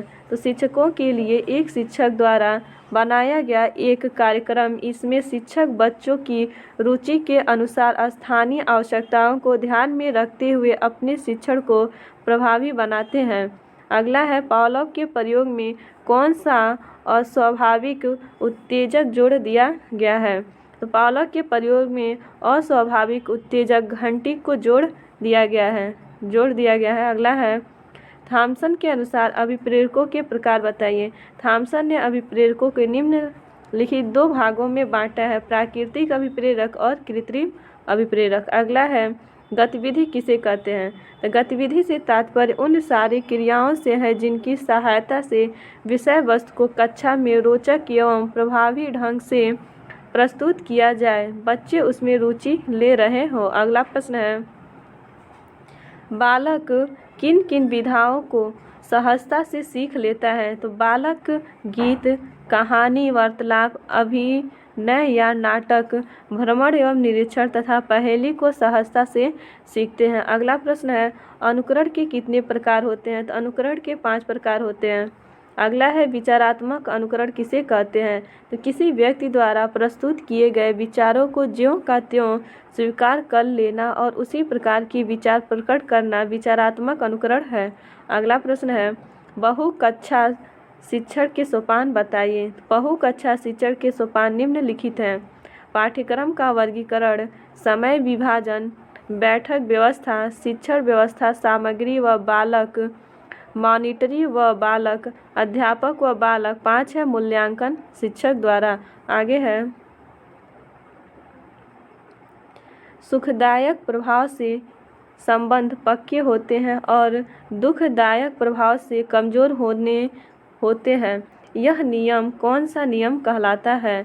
यह नियम प्रभाव का नियम कहलाता है। अगला है अधिगम अनुभव कितने प्रकार के होते हैं। तो अधिगम अनुभव मुख्यतः 3 प्रकार के होते हैं: ज्ञानात्मक अधिगम अनुभव, भावात्मक और क्रियात्मक। अगला है बहुउद्देशीय शिक्षण अधिगम सामग्री किसे कहते हैं। तो ऐसी शिक्षण सामग्री जो अनेक उद्देश्यों की पूर्ति करती है बहुउद्देशीय सामग्री कहलाती है, जैसे चार्ट, ग्राफ, मानचित्र आदि। कक्षा में अनेक प्रयोगों से छात्र को रंग भरने, कला बनाने एवं आकार आदि का ज्ञान होता है। अगला है, अभिप्रेरणात्मक व्यवहार की कोई एक विशेषता बताइए। तो मनोवैज्ञानिक अभिप्रेरक व्यवहार में व्यवहार की दिशा तथा दशा का निर्धारण करते हैं। अगला है, जेपी गिलफोर्ड ने अधिगम की परिभाषा दी है। तो उन्होंने व्यवहार के कारण व्यवहार में परिवर्तन ही अधिगम है। अगला है, सहभागी शिक्षण से क्या आशय है। जिस शिक्षण प्रक्रिया में शिक्षार्थी का सहयोगी प्राप्त करके उसे अनुभव कराया जाता है कि वह इस शिक्षण प्रक्रिया का महत्वपूर्ण पक्ष है, सहभागी शिक्षण कहलाता है। अगला प्रश्न है, दक्षता आधारित शिक्षण से क्या तात्पर्य है। तो दक्षता आधारित शिक्षण से तात्पर्य यह है कि छात्रों की दक्षता पर आधारित न्यूनतम अधिगम की संप्राप्ति करना, जिससे छात्रों की दक्षता को सुनिश्चित किया जा सके। अगला प्रश्न है, सीखने के लिए सबसे ज़्यादा अपनाई जाने वाली विधि है। तो सीखना एक जटिल मानसिक प्रक्रिया है। व्यक्ति ने सीखने की विभिन्न विधियाँ विकसित कर ली हैं। सीखने के लिए सबसे अधिक अपनाई जाने वाली विधि अनुकरण विधि है। अगला है, उपचारात्मक शिक्षण से आप क्या अभिप्राय है। तो उपचारात्मक शिक्षण का अभिप्राय इस प्रकार की शिक्षा से है जिसकी व्यवस्था छात्रों की अशुद्धियों को दूर करने के लिए की जाती है। छात्रों की दुर्बलताओं को जानकर शिक्षा का ऐसा कार्यक्रम बनाया जाता है कि जिससे उनकी कठिनाई, दुर्बलताओं तथा बुरी आदतों को दूर करके सीखने के दूषित प्रभावों को नष्ट किया जाता है और सुधार किया जाता है। अगला प्रश्न है, खेल पर आधारित 2 शिक्षण विधियों के नाम बताइए। तो खेल पर आधारित शिक्षण विधियां निम्नलिखित हैं। खेल विधि, किंडरगार्टन विधि, मॉन्टेसरी विधि, प्रोजेक्ट विधि और डाल्टन विधि। अगला है, अपेक्षित अधिगम स्तर का लक्ष्य क्या है। तो सभी छात्रों को कुशलता या पारंगतता के स्तर तक ले जाना ही अपेक्षित अधिगम का स्तर का लक्ष्य है। आगे है, यहाँ से आपका अध्याय 3 वर्तमान भारतीय समाज एवं प्रारंभिक शिक्षा प्रारंभ होता है। इस टॉपिक को मैं अगले वीडियो में पढ़ाऊँगी। यदि ये वीडियो आप लोग को अच्छी लगी हो तो प्लीज़ लाइक एंड सब्सक्राइब ज़रूर कीजिएगा। धन्यवाद दोस्तों।